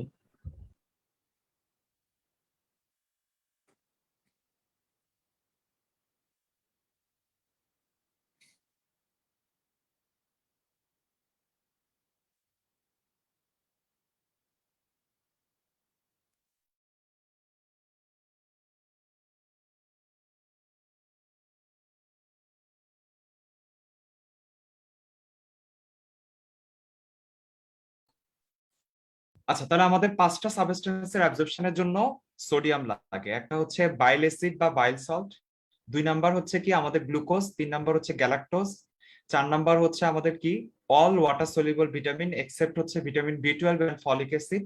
5 নাম্বার কি 5 নাম্বার হচ্ছে কি যে অ্যামাইনো অ্যাসিডের মধ্যে নিউট্রাল অ্যামাইনো অ্যাসিড। ঠিক আছে, এবার আমরা আসি আমাদের হচ্ছে ডায়েটরি ইনঅর্গানিক ভাইয়া আয়রন আবার একটু অ্যাবজর্পশন। বলেন না এটা। হ্যাঁ, আরেকবার বলি তাহলে লিখে নেন আপনারা, এটা কিন্তু পরীক্ষায় এফসিপিএস আসছে, আপনাদের আসতে পারে। সবার আগে হচ্ছে গ্লুকোজ 1 নাম্বার, গ্লুকোজ। 2 নাম্বার হচ্ছে গ্যালাক্টোজ। 3 নাম্বার কি 3 নাম্বার হচ্ছে বাইল অ্যাসিড অথবা বাইল সল্ট, যেটাই আমরা বলি না কেন। ভাই এটা 4 কি নাম্বার কি টার্মিনাল 4 নাম্বার মেনটেনের হচ্ছে কথা বলতেছেন? All water soluble vitamin except vitamin B. এটা বলতেছি হচ্ছে কি যে আমাদের কোন কোন সাবস্টেন্স গুলা অ্যাবজর্পশনের জন্য সোডিয়াম লাগে, কোন কোন সাবস্টেন্স গুলা অ্যাবজর্পশনের জন্য সোডিয়াম লাগে। এই 5টা সাবস্টেন্স অ্যাবজর্পশনের জন্য সোডিয়ামকে ব্যবহার করে, সোডিয়াম কোট্রান্সপোর্টারকে ব্যবহার করে। এই 5টা substance all water soluble vitamin except vitamin বি12 এবং ফলিক অ্যাসিড। 5 নাম্বার হ্যাঁ 5 নাম্বারটা কি বলেছেন?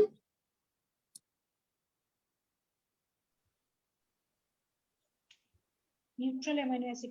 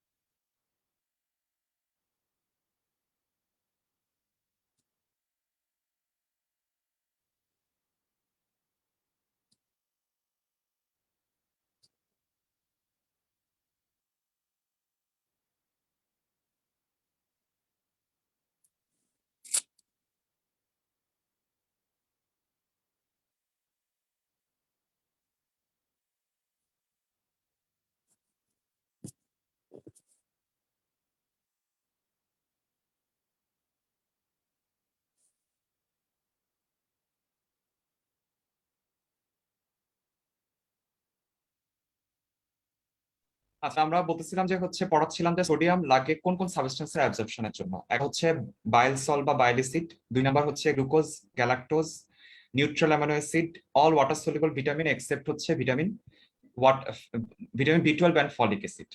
আচ্ছা, এবার আমাদের হচ্ছে ইনঅর্গানিক আয়রন অ্যাবজর্পশনটা কে কে বাড়ায় কে কে কমায়, এটা পরীক্ষার জন্য এক্সট্রিমলি ইম্পর্টেন্ট, এটা পরীক্ষায় প্রায়ই আসে।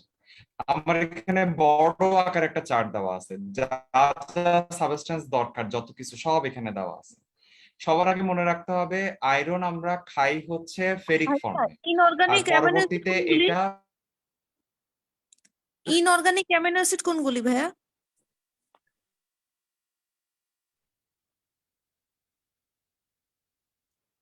এবার গেছে ভাই, আমি জিজ্ঞাসা করবো না। 5 নম্বরটা কি বলছিল? ন্যাচারাল অ্যামাইনো অ্যাসিড, এই 9 অ্যামাইনো ট্রিপ্টোফ্যান।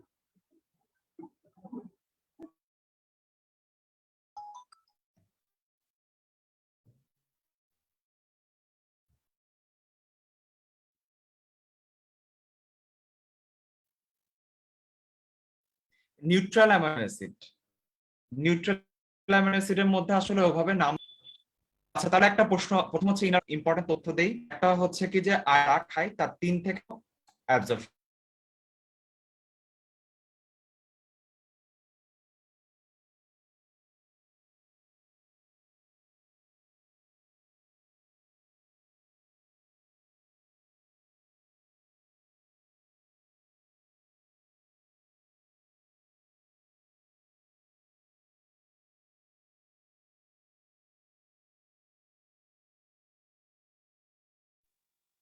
কথা খুব বেশি কেটে যাচ্ছে, কিছুই বোঝা যাচ্ছে না।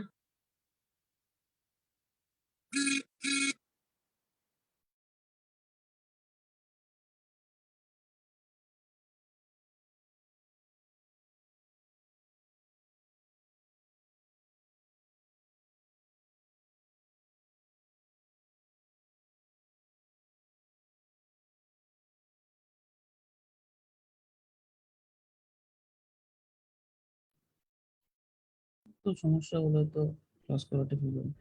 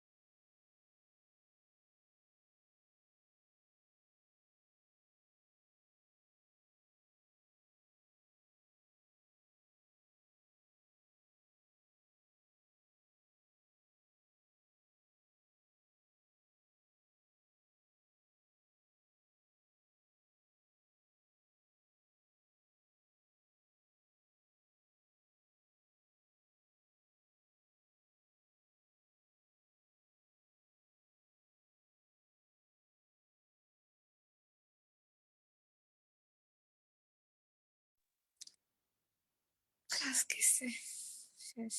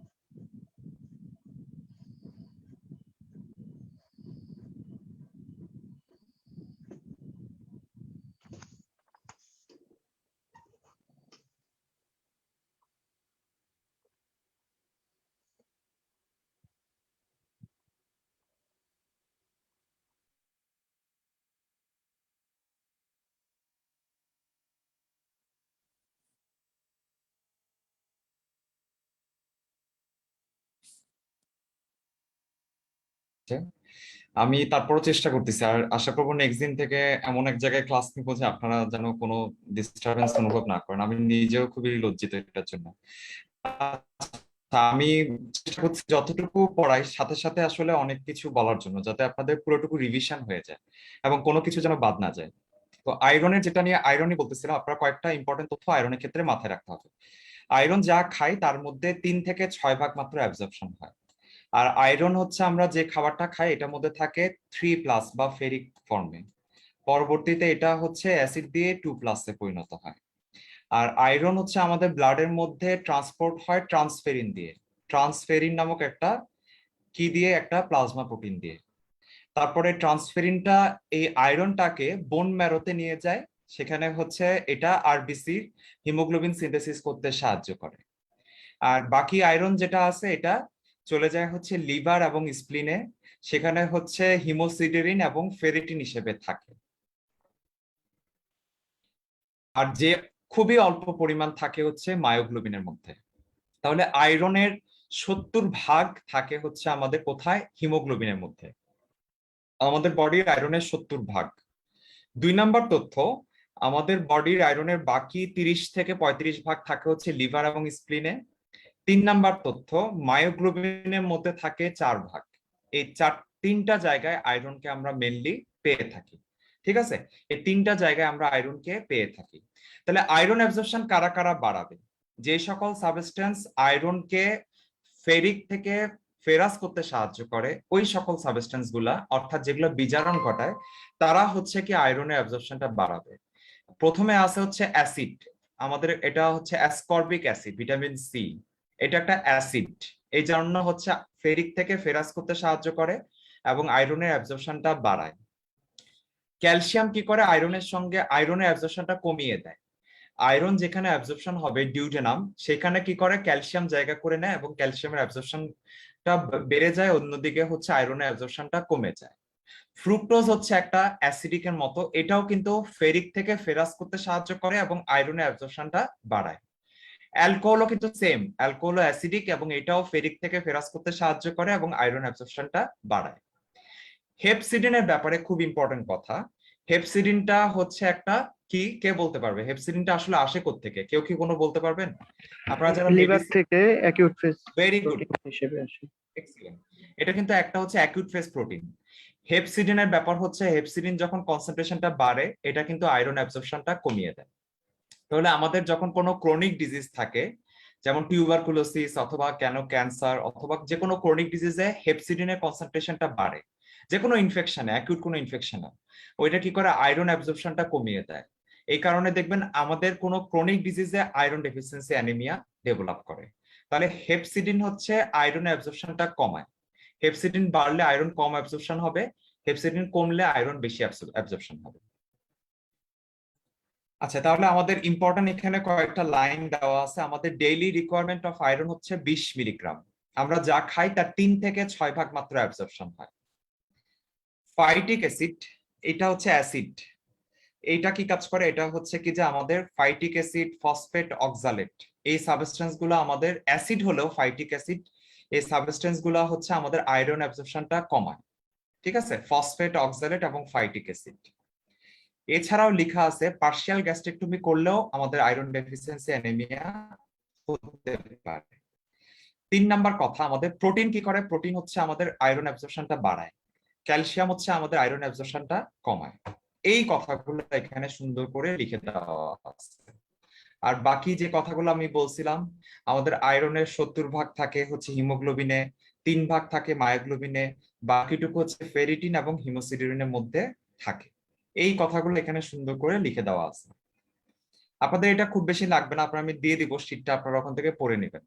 আচ্ছা, inorganic iron absorption increased by, লেখা আছে ভিটামিন সি, অবশ্যই ট্রু। ক্যালসিয়াম হচ্ছে ফলস, হেপসিডিন হচ্ছে ফলস, অ্যালকোহল এবং ফ্রুক্টোজ হচ্ছে ট্রু। আগে যে কোশ্চেনটা দেখে আসছি same question. Absorption of the most of the iron occurs in the duodenum, অবশ্যই true. Calcium occurs in the duodenum, অবশ্যই ট্রু, আমি এটা বলে আসছি। Taurocholate occurs in the jejunum, এটা কোন জায়গায় হবে? টৌরোকোলেটের অ্যাবজর্পশনটা কোথায় হবে? টার্মিনাল আইলেম হবে। টার্মিনাল আইলেম। তাহলে বাইল অ্যাসিড না এসে নাম কি আসতে পারে? টৌরোকোলেট, এভাবে আসতে পারে। Vitamin B12 takes place in the ileum, অবশ্যই true. Water occurs in the stomach, এখন আমাকে একজন ব্যাখ্যা করতে হবে ওয়াটারের অ্যাবজর্পশনটা কোথায় কতটুকু হয়, সবচেয়ে বেশি কোথায় হয়, তারপরে কোথায় হয়, তারপরে কোথায় হয়, কে বলতে পারবে? সবচেয়ে বেশি কোলনে হয়। জেজুনামে সবচেয়ে বেশি। Very good Zahid, excellent. সবচেয়ে বেশি হয় জেজুনামে, তারপরে জেজুনাম, দেন আইলিয়াম, দেন কোলন। আইলিয়াম, তারপরে কোলন। দেন এটা কিন্তু কোলন। স্পষ্ট, একদম মুখস্থ। Jejunum, ileum, colon. আইলিয়াম এবং কোলন। আর ঠিক আছে। স্টোমাকে কোনো অ্যাবজর্পশন হয় না। স্টোমাকে কোনো অ্যাবজর্পশনই হয় না, একদম স্পষ্ট করে লিখে দেওয়া আছে। Iron absorption occurs in iron overload by increasing hepcidin. Hepcidin যদি সাধারণত হচ্ছে কি যে বাড়লে আয়রনের অ্যাবজর্পশনটা কমে যায়। Chronic infection by increasing hepcidin, chronic ইনফেকশনেও কিন্তু হচ্ছে হেপসিডিনটা বাড়ে, সেই কারণে হচ্ছে আয়রন অ্যাবজর্পশনটা কমে। ডিক্রিজড ইরিথ্রোপয়েসিস, আপনার যত ইরিথ্রোপয়েসিস যত কম হবে আয়রনের দরকারও তত কম হবে। প্রেগন্যান্সিতে আসলে আয়রন অ্যাবজর্পশনটা বাড়ে। হাইপক্সেমিয়াতেও আয়রন অ্যাবজর্পশন বাড়ে। হাইপক্সেমিয়ার ক্ষেত্রে লেখা আছে তখন হেপসিডিনের কনসেন্ট্রেশনটা বেড়ে যায় এবং ওই হেপসিডিনের কনসেন্ট্রেশনটা কমে যায় এবং ওই হেপসিডিনটা কমে যাওয়ার কারণে আয়রন অ্যাবজর্পশনটা বাড়ে। Iron absorption is increased by লেখা আছে ইনজেকশন অফ সাইট্রাস ফ্রুটের মধ্যে ভিটামিন সি বেশি থাকে, এটা আয়রন অ্যাবজর্পশনটা বাড়ায়। পার্শিয়াল গ্যাস্ট্রেক্টমি আয়রন অ্যাবজর্পশনটা কমায়। টি, ইনজেকশন অফ দ্য টি, চা বেশি খাবে যারা তাদের কিন্তু আয়রন ডেফিসিয়েন্সি ডেভেলপ করে। চায়ের মধ্যে ট্যানিক অ্যাসিড আছে, ওই ট্যানিক অ্যাসিডটা কিন্তু আয়রনের অ্যাবজর্পশনটা কমিয়ে দেয়। ইউজ অফ প্রোটন পাম্প ইনহিবিটরটা HCl সিক্রেশন বা HCl ফরমেশনটা কমায় আর এটা আয়রন অ্যাবজর্পশনটাকে কমিয়ে দেয়। আয়রন ডেফিসিয়েন্সি স্টেট, আয়রনের যখন একটা ডেফিসিয়েন্সি স্টেট থাকে তখন কিন্তু আয়রন যা খাবেন তার বেশিরভাগই কিন্তু অ্যাবজর্পশন হয়ে যায়।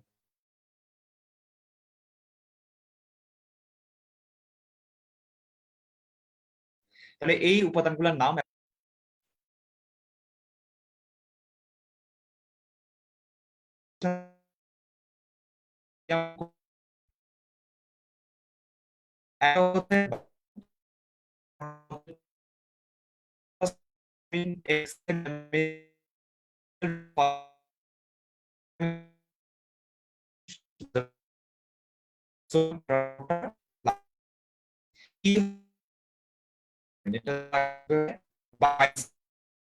শুনি না কিছু ভাইয়া।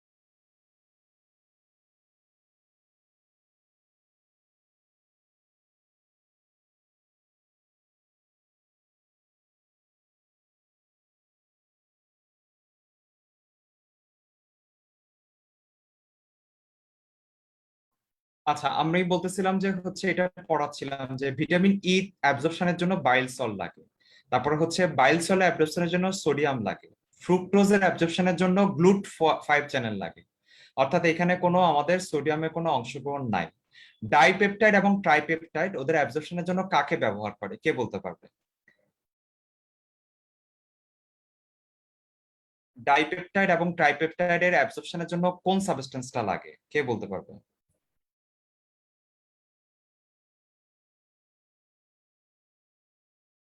ফ্যাসিলিটেড ডিফিউশনের কথা। আচ্ছা, ফ্যাসিলিটেটেড হয় না, হাইড্রোজেনকে লাগে, এটা একটু লিখে রাখতে পারেন, অ্যাবজর্পশনের জন্য হাইড্রোজেনকে লাগে। ঠিক আছে, তাহলে আমাদের এখানে সবকিছু লিখে দেওয়া আছে।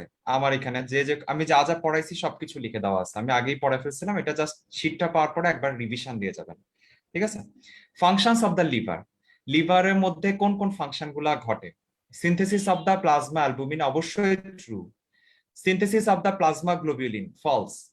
এটা হচ্ছে প্লাজমা গ্লোবিউলিন বা গামা গ্লোবিউলিনটা কোথায় সিনথেসিস হয়, কে সিনথেসিস কোথা থেকে আসে?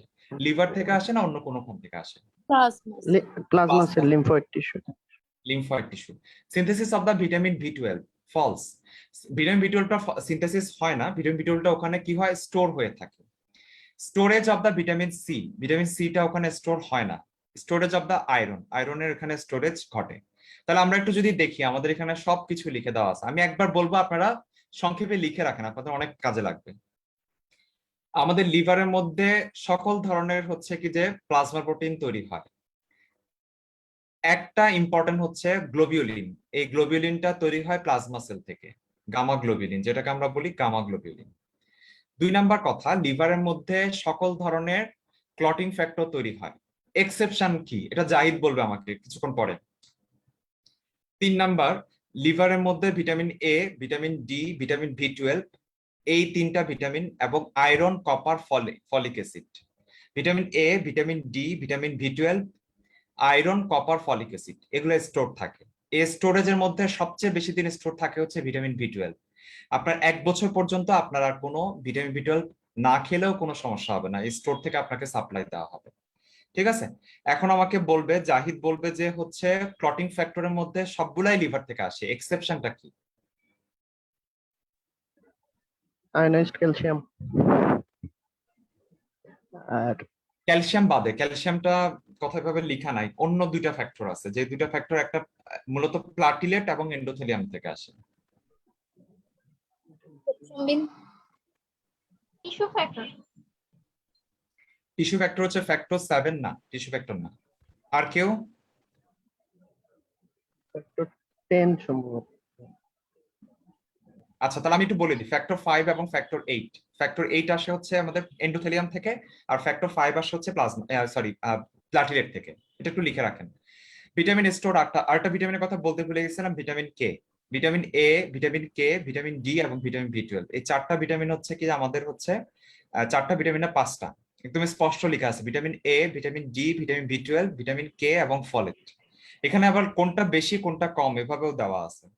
আয়রন এবং কপার, এই সাবস্টেন্স গুলা লিভারের মধ্যে স্টোর থাকে। লিভার ফাংশন টেস্ট, লিভারের সিনথেটিক ফাংশন অ্যাসেসমেন্ট করার জন্য আমরা কোনটা কোনটা দেখি?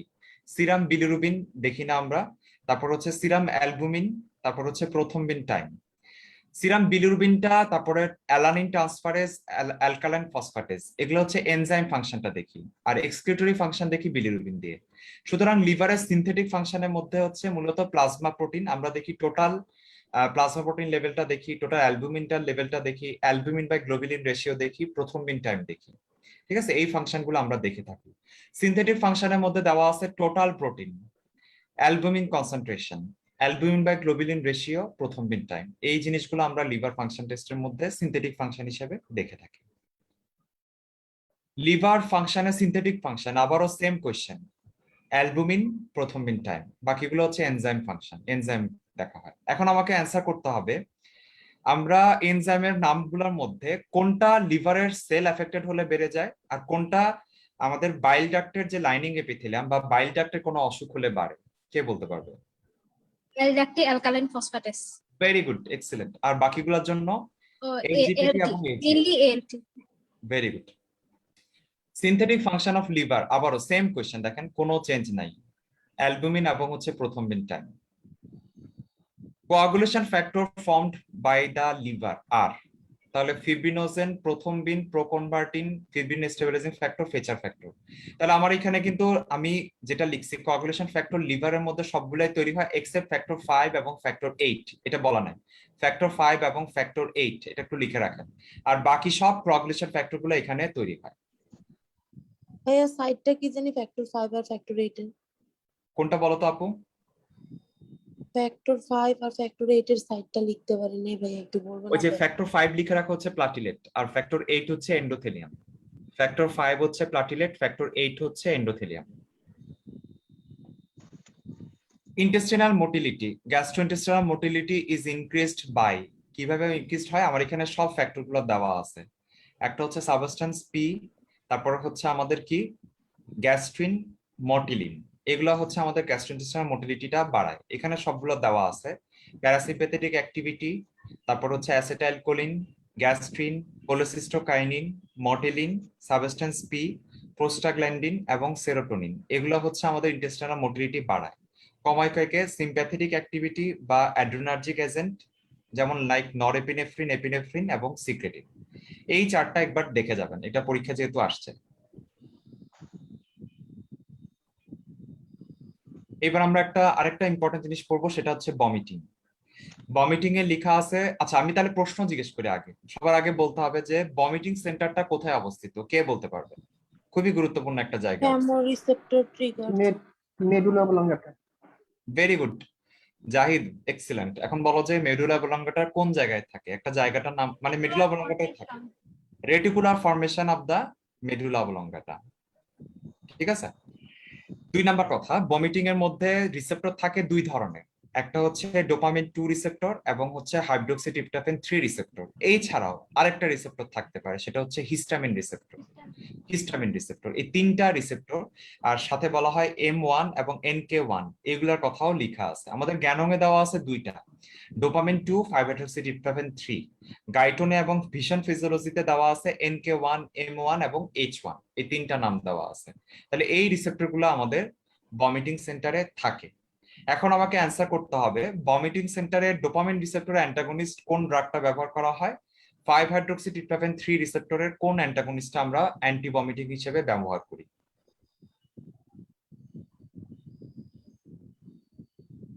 ডোপামিন 2 রিসেপ্টরের ব্লকার হিসেবে আমরা কোন ড্রাগটা ভমিটিং এ ব্যবহার করি, কে বলতে পারবেন?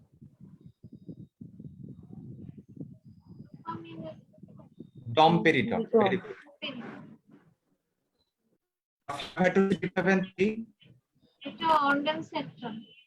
Very good. এই তো শেষ, এগুলো কিন্তু পরীক্ষায় আসে। লাস্ট আরেকটা প্রশ্ন, আমরা দেখি যে আমাদের যখনই আমরা দেই, প্যাথিডিন দেই বা মরফিন দেই, তখন কিন্তু প্রচন্ড বমি হয়। এখন কোন রিসেপ্টরের প্রভাবে এই বমিটা হয়, এই বমিটার কারণটা কি? এটা new receptor. New receptor, excellent, new এটা একটু লিখে রাখতে পারো। Very good. সবাই এখানে ব্যাচের সবাই খুব ভালো, আপনারা পড়লে ইনশাল্লাহ খুব ভালো করবেন। আচ্ছা, তাহলে আমাদের এখানে একটা ছবি দেওয়া আছে ভমিটিং এর ছবিতে দেওয়া আছে ভমিটিং সেন্টারটা থাকে হচ্ছে reticular formation of the medulla oblongata. এটা স্টিমুলেটেড হতে পারে সেরেবেলাম দিয়ে। তারপরে হচ্ছে কি যে আমাদের স্টোমাকের মিউকোসা যদি স্টিমুলেটেড হয় সেক্ষেত্রে ভেগাস নার্ভ দিয়ে, ফ্যারিঞ্জিয়াল মিউকোসা স্টিমুলেটেড হলে গ্লোসোফ্যারিঞ্জিয়াল নার্ভ দিয়ে। আর আমাদের একটা এরিয়া আছে, এরিয়া পশ্চিমা, যেটাকে আমরা বলি কেমোরিসেপ্টর ট্রিগার জোন। এই জোনটা থাকে হচ্ছে 4th ভেন্ট্রিকলের ফ্লোরে। এই জোনটা হচ্ছে আমাদের ব্লাড ব্রেন ব্যারিয়ারের বাইরে থাকে, এবং এটা হচ্ছে কি যে অপিওয়েড, কেমোথেরাপিক এজেন্ট, তারপরে ইস্ট্রোজেন, এই অংশগুলো দিয়ে স্টিমুলেটেড হতে পারে, এবং পরবর্তীতে শেষ পর্যন্ত ভমিটিং সেন্টারটা স্টিমুলেটেড হয়। ঠিক আছে, এখন একটা জিনিস লিখে রাখেন শুধু, জাস্ট সবাই, ভমিটিং এর সময় সাধারণত আমাদের শ্বাসটা বন্ধ থাকে আর বমিটা বাইরে বের হয়ে আসে। এই শ্বাস যে বন্ধ থাকে এটা মিড ইন্সপাইরেশনে অফ হয়ে যায়। মিড ইন্সপাইরেশন লিখে রাখেন, ঠিক আছে? রেসপিরেটরি অ্যারেস্ট হয় মিড ইন্সপাইরেশনে, এটা একটু লিখে রাখেন। পারসিস্টেন্ট ভমিটিং, এটা আমাকে কে অ্যান্সার করবে? একটা পার্সন যদি পারসিস্টেন্ট ভমিটিং করে কি কি ইফেক্ট হবে, এটা পরীক্ষায় কেন জানে খুব গুরুত্বপূর্ণ, বিভিন্ন ভাবে আসে। পারসিস্টেন্ট ভমিটিং করলে বা পাইলোরিক স্টেনোসিস হলে বা একটা distal part of the stomach একটা টিউমার হলে, যে কোনো কারণে যদি বমি বারবার করতে থাকে, সেক্ষেত্রে পেশেন্টের কি কি ইলেকট্রোলাইট এবং এভিজি বা হচ্ছে কি যে এটাতে কি চেঞ্জ আসবে, কে বলতে পারবে? ভাইয়া সব ইলেকট্রোলাইটই বেশিরভাগ কমে যাবে, sodium, potassium, very calcium good. এগুলো সব কমে সব যাবে। আর ইলেকট্রোলাইট কমে হচ্ছে যাবে। মেটাবলিক অ্যালকালোসিস হয়, আর আর ইউরিন, এছাড়া বাইকার্বনেট আয়নটা বাড়বে। আর ইউরিনে কি হবে? Paradoxical aciduria. Very good. Pan electrolyte deficiency, metabolic alkalosis আর প্যারাডক্সিক্যাল অ্যাসিডিউরিয়া, এই চেঞ্জগুলো সাধারণত হয়ে থাকে, আচ্ছা, তাহলে এখানে আর কিছু নাই। ইলেভেটেড ব্লাড ইউরিয়া, এটা ব্যাখ্যা কে দিবে? ব্লাড ইউরিয়া লেভেল কেন বাড়বে, কে বলতে পারবে? এটা ভাইয়া ডিহাইড্রেশন হয়ে গেলে হবে। Very good. কিডনি ডিহাইড্রেশনের কারণে কিডনিতে ব্লাড সাপ্লাই, কিডনিতে মানে যতটুকু ফ্লো দেওয়া দরকার ব্লাড সাপ্লাই ওটুকু কমে যাবে, তখন হচ্ছে কি যে ব্লাড ইউরিয়াটা বেড়ে যাবে। Oral mucosa is involved in lichen planus, pemphigus, Peutz জ্যাগার সিনড্রোম, আর বাকিগুলোতে ইনভলভ হয় না। ঠিক আছে, বাকিগুলাতে ইনভলভমেন্ট হয় না। এই জিনিসটা একটু এখান থেকে দেখে নেবেন, এটা আমাদের ফিজিওলজি প্রশ্ন না, তারপর এখানে চলে আসছে। মেটাবলিক রেটটা কোন কোন ফ্যাক্টরগুলো এফেক্ট করে? আপনি যখন হাঁটবেন অর্থাৎ এক্সারসাইজ করবেন তখন আপনার মেটাবলিক রেটটা বাড়বে। 2 নাম্বার লেখা আছে ডিপ্রেসড আফটার মিল, ফলস। আপনি খাওয়া দাওয়া করলে আপনার মেটাবলিক রেটটা আসলে বেড়ে যাবে। ইনক্রিজ ডিউরিং স্টারভেশন, আপনি যখন না খেয়ে থাকবেন আপনার মেটাবলিক রেটটাও কিন্তু কম থাকবে। Is increase following protein rich meal, খাওয়া দাওয়া করলে, যে কোনো খাওয়া দাওয়া খেলেই আপনার মেটাবলিক রেটটা কিন্তু বাড়ে, সেটা প্রোটিন হোক বা যে কোনো ধরনের সাবস্টেন্স হোক। ইজ রিডিউসড ইন অ্যাসিডোসিস, এটা ব্যাখ্যা কে দিবে? অ্যাসিডোসিসে কেন এটা মেটাবলিক রেটটা কমে, কে বলতে পারবে?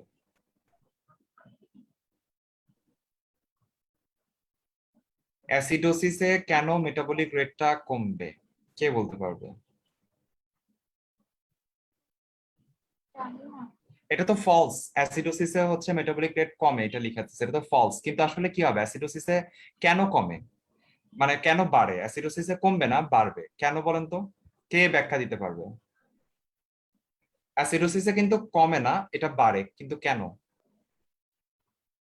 এটা সহজ ব্যাখ্যা আমি বলি। আমরা যখন হচ্ছে এক্সারসাইজ করি বা হাঁটাহাঁটি করি তখন আমাদের কিন্তু বডিতে হচ্ছে মেটাবলিজম বাড়ে, মেটাবলিজম যত বেশি হবে তত হচ্ছে অ্যাসিড উৎপন্ন হয়।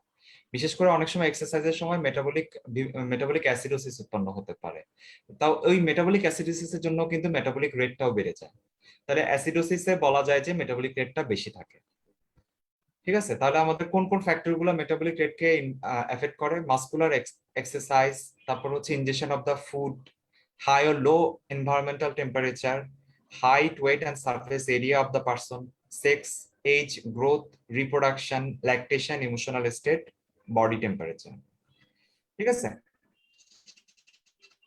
Slow wave in the gut smooth muscle, এটা ছিল 2019 সালে প্রশ্ন।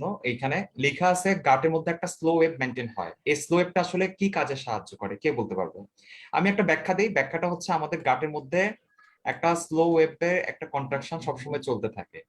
ঠিক আছে, এই কন্ট্রাকশনটা কি করে? এটা কোনো অ্যাকশন পটেনশিয়াল তৈরি করতে পারে না, কোনো কন্ট্রাকশন করতে পারে না, কোনো মাসেলে কোনো কন্ট্রাকশন করতে পারে না। এই অ্যাকশন পটেনশিয়ালটা যেটা সাহায্য করে, হঠাৎ করে যখন আপনি খাবেন, খাওয়ার পরে যাতে মাসেলের কন্ট্রাকশনটা বাড়ে বা অ্যাকশন পটেনশিয়ালটা শুরু হতে পারে, ওইটাতে হচ্ছে সাহায্য করে, ওইটাতে হচ্ছে সাহায্য করে। কিন্তু নিজে কোনো অ্যাকশন পটেনশিয়াল শুরুও করতে পারে না, আর অ্যাকশন পটেনশিয়াল শুরু না করতে পারার কারণে কোনো কন্ট্রাকশনও হবে না। তাহলে slow wave in the gut smooth muscle, এটা হচ্ছে গাটের মধ্যে জাস্ট হচ্ছে একটা কি করে, একটা স্লো একটা কন্ট্রাকশন মেনটেন করতে সাহায্য করে। এটা কোনো অ্যাকশন পটেনশিয়ালও প্রডিউস করতে পারে না, অ্যাকশন পটেনশিয়াল না তৈরি করার কারণে এখানে কোনো কন্ট্রাকশন হবে না। তাহলে অ্যাকশন পটেনশিয়াল তৈরি হবে না, অ্যাকশন পটেনশিয়াল না হওয়ার কারণে কোনো ফেজিক আর টনিক কন্ট্রাকশন এখানে হবে না। এখানে একটা রেস্টিং মেমব্রেন পটেনশিয়ালটা অসিলেটিং থাকবে, একদম রেস্টে না গিয়ে একটা হালকা একটা অ্যাকশন পটেনশিয়াল মেনটেন করার চেষ্টা করবে, স্লো ওয়েভে একটা অ্যাকশন পটেনশিয়াল মেনটেন করার চেষ্টা করবে।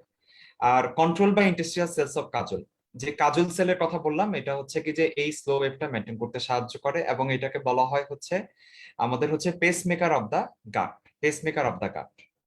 এই জিনিসটা এখানে সুন্দর করে লিখে দেওয়া আছে, আর কিছু এখানে থেকে পড়া লাগবে না। Bloody diarrhoea occurs in the following disease, এটাও আমাদের মেডিসিনের প্রশ্ন। লিখে দেওয়া আছে আলসারেটিভ কোলাইটিসে ব্লাডি ডায়রিয়া হয়, কিন্তু ক্রনস ডিজিজে হয় না, আর বাকিগুলোতে এমনিতেই হয় না। কিন্তু আমরা ছোটবেলা থেকে পড়ছি যেহেতু ক্রনসেও কিন্তু ব্লাডি ডায়রিয়া হয়। কিন্তু আমি এটা শিওর করছি, এটা ভালো মতো করে ডেভিডসন থেকে, যে আলসারেটিভ কোলাইটিসে আপনার কিন্তু ব্লাডি ডায়রিয়া কমন, কিন্তু ক্রনস ডিজিজে কিন্তু ব্লাডি ডায়রিয়া কমন না। ক্রনস ডিজিজে ব্লাডি ডায়রিয়া কমন না, এটা কিন্তু লিখে দেওয়া আছে। আর কোন কোন ক্ষেত্রে ব্লাডি ডায়রিয়া হয়, একটা হচ্ছে শিগা টক্সিন, শিগেলা দিয়ে যদি ইনফেকশন হয়, সালমোনেল্লা দিয়ে ইনফেকশন হয়, ক্যাম্পালোবেক্টর দিয়ে যদি ইনফেকশন হয়, ক্লোস্ট্রিডিয়াম ডিফিসিলি দিয়ে ইনফেকশন হয়, ইয়ারসিনিয়া দিয়ে ইনফেকশন হলে ব্লাডি ডায়রিয়া হতে পারে। তাহলে আমাদের মোটামুটি শেষ। এখন আপনাদের যদি কোশ্চেন না থাকে, আমার কোশ্চেন আছে দুই একটা, যেহেতু আমি যতগুলো পারছি মানে অনেকগুলো প্রশ্ন জিজ্ঞেস করার চেষ্টা করছি, তো আমার দুই একটা প্রশ্ন জিজ্ঞেস করবো প্রশ্ন। জাহিদ, প্রশ্ন জিজ্ঞেস করবো? জি ভাইয়া। তাহলে একটা প্রশ্ন খুব কমনলি এফসিপিএস এ আসে রূপা, সেটা হচ্ছে primary bile acid, secondary bile acid, বলতো কোনটা কোনটা প্রাইমারি বাইল অ্যাসিড, কোনটা কোনটা সেকেন্ডারি বাইল অ্যাসিড? এটা এফসিপিএস এ খুবই জনপ্রিয় কোশ্চেন। কোলিক অ্যাসিড আর cholic chenodeoxy acid, cholic acid. Deoxycholic acid. Cholic আর চেনোডিঅক্স হলো প্রাইমারি, আর ডিঅক্সিকোলিক, লিথোকোলিক এগুলো হচ্ছিল ঠিক সেকেন্ডারি আছে, বাইল। কোলিক অ্যাসিড এবং চেনোডিঅক্সিকোলিক অ্যাসিড হচ্ছে প্রাইমারি, লিথোকোলিক অ্যাসিড এবং আরেকটা কি বললাম, deoxycholic acid, deoxycholic. Deoxycholic acid হচ্ছে সেকেন্ডারি। ঠিক আছে, আরেকটা প্রশ্ন জিজ্ঞেস করি। আমরা কোলাগগের নাম পড়ছি, কোলেগগ কোন সবচেয়ে ইম্পর্টেন্ট, কোলাগগ কোনটা, সবচেয়ে ইম্পর্টেন্ট কোলারেটিক্স কোনটা? ইম্পর্টেন্ট কোলাগেন হলো এসিটাইল কোলিক, সিসিকে আর কি, সিসিকে। হ্যাঁ, আর আর কোলারেটিক্স হচ্ছে বাইল বাইল সল্ট বা bile salt, acid. Acid. Very good. আরেকটা কোলাগগের নাম বলা যাবে? আমরা তো কোলেসিস্টোকাইনিনের কথা বললাম, আরেকটা? Acetyl choline, acetyl very choline. Good, excellent, খুবই খুশি হলাম শুনে। তাহলে আপনারা মোটামুটি আমার মনে হয় পুরো চ্যাপ্টারটাই একবার রিভিশন দেওয়া হয়ে গেছে। আপনারা সাথে যে জিনিসগুলো দেখবেন, একটা হচ্ছে ডেইলি কোন জায়গা থেকে কতটুকু সিক্রেশন হয়, স্যালাইভা, স্টোমাক কোন জায়গা থেকে কতটুকু আসে। 2 নাম্বার জিনিস যেটা দেখবেন সেটা হচ্ছে এইগুলোর পিএইচ কতটুকু, জাস্ট এতটুকু দেখবেন। আশা করি এরপরে আর কিছু আসলে চ্যাপ্টারে বাকি নেই। তাহলে আপনারা হচ্ছে কি যে আপনাদের যদি কোনো প্রশ্ন থাকে করতে পারেন, আর প্রশ্ন না থাকলে আগামী দিন আবার দেখা হবে ইনশাল্লাহ। এবার আমরা একটা ভালো নেটওয়ার্কে ছেড়ে ক্লাস নিব যাতে কোনো ইন্টারাপশন না হয়। আপনাদের যদি কোনো প্রশ্ন থাকে করতে পারেন। করা যাবে ফারহানা বলো আপু। ভমিটিং রিসেপ্টর গুলা। আমি বলি, সেটা হচ্ছে একটা হচ্ছে আমাদের গ্যানং এ লেখা আছে D2 এবং 5 হাইড্রোক্সি ট্রিপ্টোফ্যান 3। D2 মানে ডোপামিন 2, এই দুইটা। আর আমাদের এখানে যেটা দেওয়া আছে NK1, তারপর হচ্ছে M1, H1, এগুলার নাম লিখে দেওয়া আছে। আরেকটা জিনিস আমরা পড়ি, ভমিটিং অফ দা মরফিন খেলে আমাদের ভমিটিং কেন হয়, মরফিন দিলে, খেলে না, মরফিন দিলে সেটা হচ্ছে আমাদের কিসের জন্য, মিউ রিসেপ্টরের জন্য। এই তথ্যগুলো এখানে লেখা। আর একটা তথ্য দিছিলাম, জাহিদ বলো তো কি তথ্য দিছিলাম ভমিটিং নিয়ে? মিড ইন্সপিরেশনে হবে। ইন্সপিরেশনে ভমিটিং এর সময় রেসপিরেশনটা বন্ধ থাকে, বন্ধ থাকবে। ঠিক আছে? এই তথ্যগুলো। রেসপিরেটরি অ্যারেস্ট হয় মিড ভিটামিনের অ্যান্টাগনিস্টটা কি হবে? অনডানসেট্রন, যেটা আমরা সবচেয়ে বেশি খাই, প্যালিসেট্রন, এমিস্টেট। এমিস্টেট। এমিস্টেট তো পরীক্ষা আসবে না, এমিস্টেট আসবে না, ওইটা আসবে, ঠিক আছে? অনডানসেট্রন, গ্যানিসেট্রন, এগুলা।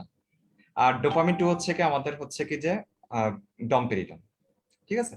তাহলে হচ্ছে কি যে আজকে এখানে আমরা কোনো কারেকশন কি আছে আজকের ক্লাসে? মানে কারেকশন ওই যে একটা আছে অ্যাসিটাইলকোলিন, ওই যে 226 নাকি 226 অ্যাসিটাইলকোলিন। এটা তো বলে একদম স্পষ্ট করে বলে দিছি, অ্যাসিটাইলকোলিন। আর ভাই গত আচ্ছা, ইমিউনোলজি তাহলে ক্লাসে হচ্ছে আপনারা মানে পিডিএফ দিয়েছিলেন, স্লাইড গুলো তো মনে হয় পাইনি। পিডিএফটা দেই নাই, এখন আমার কাছে চাইছিল, তাকে শুধু দিছিলাম। আচ্ছা, আমি হচ্ছে গ্রুপে আপলোড করে দিব, ঠিক আছে? আচ্ছা ভাই আমার একটা আচ্ছা, কোশ্চেন গ্রুপে ছিল হচ্ছে, আর কি। হ্যাঁ বলো। আচ্ছা, এই যে এই বাইল তো এই অ্যাবজর্পশন হয়ে হচ্ছিল টার্মিনাল আইলিয়ামে, আর অল হ্যাঁ, ফ্যাট সলিউবল ভিটামিনস তো মেইনলি যে জেজুনাম এবং আপার জিআইটি তে। আপার জিআইটি তে হয়ে যায়। তাহলে ওই বাইলের ইসে কেন ওই ফ্যাট সলিউবল ভিটামিনস গুলা ওই কারণ মানে তোমার যে ফ্যাট deficient থাকে? সলিউবল ভিটামিন হলেও ফ্যাট সলিউবল ভিটামিনটা তোমার ডাইজেশন এবং অ্যাবজর্পশন, ফ্যাট এবং ফ্যাট সলিউবল ভিটামিন সবগুলো ডাইজেশন এবং অ্যাবজর্পশনের জন্য বাইল সল লাগে। তো বাইল সল না থাকলে তো এটা অ্যাবজর্পশনও হবে না। বাইল সল কিভাবে সাহায্য করে অ্যাবজর্পশনে, কে বলতে পারবে? মাইসেলি ফর্মেশনের মাধ্যমে। তাহলে বাইল সল না থাকলে এই মাইসেলি ফর্মেশনও হবে না, মাইসেলি ফর্মেশন না হলে অ্যাবজর্পশনও হবে না, ঠিক আছে? হ্যাঁ, বুঝতে পারছি। আর ডায়েটে কিভাবে সাহায্য করে বাইল সল্ট? জি ভাইয়া, বুঝতে পারিনি। ও, বাইল সল্ট কিভাবে ফ্যাটের ডাইজেশনে সাহায্য করে? এই যে ইমালসিফিকেশন করে। ইমালসিফিকেশন, ওয়ার্ডটা হচ্ছে ইমালসিফিকেশন। সারফেস টেনশনটা কমায় নিয়ে আসে এবং এটাকে ক্ষুদ্র ক্ষুদ্র ভাগে ভাগ করে ফেলে। এই ক্ষুদ্র ভাগগুলোতে এনজাইমগুলো খুব সহজে কাজ করতে পারে, ঠিক আছে? তাহলে আমাদের মোটামুটি শেষ। ভাইয়া মেটাবলিক আপু। রেটের স্লাইডটা একটু দেখাবেন? আমি এটা দিয়ে দিব তো, আমি কিন্তু এর আগেও মনে আচ্ছা। হয় এটা দিয়ে দিছিলাম। শুধু লেখার দরকার নেই, আমার কাছে মনে হয় যে এত কষ্ট করে কেন, আপনাদের ইয়া থাকলে খুব ভালো। কিন্তু ঝামেলা হচ্ছে কি, ওরা বলে যে পুরোটুকু না দিয়ে শুধু ইম্পর্টেন্ট সাইট গুলো দিতে। ইম্পর্টেন্ট সাইট গুলো আবার আলাদা করাটা খুব কষ্ট, আমার কাছে খুব কষ্ট লাগে যে আবার আলাদা করা। ঠিক আছে, আমি চেষ্টা করবো যে এটা আমি পুরোটুকুই আপলোড করে দেওয়া। ভাইয়া পুরোটুকু দিলে পড়ার সময় সুবিধা হয়। ভাইয়া হ্যাঁ, আমি আজকে জানি দিন, তো এটা পুরোটুকু দিলে একবার দেখা হয়ে যায়। আজকেরটা পুরোটাই দিন। আর ভাইয়া যে ক্লাসটা রেকর্ডিং থাকবে ওটাতে কি পুরোটাই মানে মাঝে মাঝে যে গ্যাপ গুলো ছিল এরকম হবে না তো? না, শোনা যাবে তো ওইটাতে? না, গ্যাপ থাকবে, রেকর্ডিং ডিস্টার্ব হলে। গ্যাপ থাকবে, এটা কিছু করার নাই, আমি খুবই দুঃখিত। কিন্তু তুমি টানলে যে অংশটুকুর মধ্যে আমি কথা বলছি ওইটুকু শোনা যাবে, ঠিক আছে? আর আমি চেষ্টা করছি যে যে অংশে মানে পুরোটুকু বলার জন্য, যদিও মাঝখানে মাঝখানে অনেকবার ইন্টারাপশন হয়েছে, এটার জন্য খুবই দুঃখিত।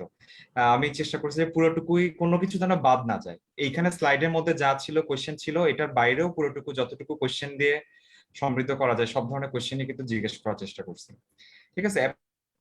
আপনারা যদি তারপর সমস্যা হয় একবার দেখে নেবেন, আর কোনো সমস্যা হলে আমার সঙ্গে কন্ট্যাক্ট করবেন যে ভাই আমি এটা বুঝি নাই বা এটার মধ্যে একটু সমস্যা হচ্ছে, আমাকে সরাসরি বললে আমি এটা চেষ্টা করবো যে এটা ক্লিয়ার করে দেওয়ার জন্য, ঠিক আছে? যে কোনো তথ্য যদি আমি না লেখা থাকে, আপনার মনে হয় যে ভাই এটা কেন হচ্ছে, আপনি পড়লে মনে হয় আশা করি এখন বুঝতে পারবেন। তারপরে যদি কোনো সমস্যা হয় আমার সঙ্গে অবশ্যই যোগাযোগ করবেন, ঠিক আছে? আচ্ছা, তাহলে আমাদের এন্ডোক্রাইন ক্লাসটা মনে হয় সোমবার দিন আছে, চেষ্টা করবো ওই দিন যেন কোনো নেটওয়ার্কে কোনো সমস্যা না হয়। 2 নাম্বার কথা সেটা হচ্ছে আপনারা চেষ্টা করবেন ওই দিনের মধ্যে এটা পরে শেষ করে ফেলার জন্য, আজকের মধ্যে, যেহেতু একদম ভালো করে বুঝায় পড়ানো হয়ে গেছে, কাল সোমবার দিনের মধ্যে এটা কমপ্লিট করে ফেলবেন। ঠিক আছে, তাহলে আপনারা সবাই সুস্থ থাকুন, ভালো থাকুন, ইনশাল্লাহ আবার দেখা হবে। আপনারা পড়াশোনা করবেন মনোযোগ দিয়ে, সময় খুব কম। আপনারা যারা মেডিসিন ফ্যাকাল্টি তারা অবশ্যই অ্যানাটমি এবং ডেভিডসনটা খুব ভালো করে পড়বেন। সার্জারি ফ্যাকাল্টি যারা, তারা চেষ্টা করবেন যে ফ্যাকাল্টি শীটটা শেষ করে ফেলার জন্য।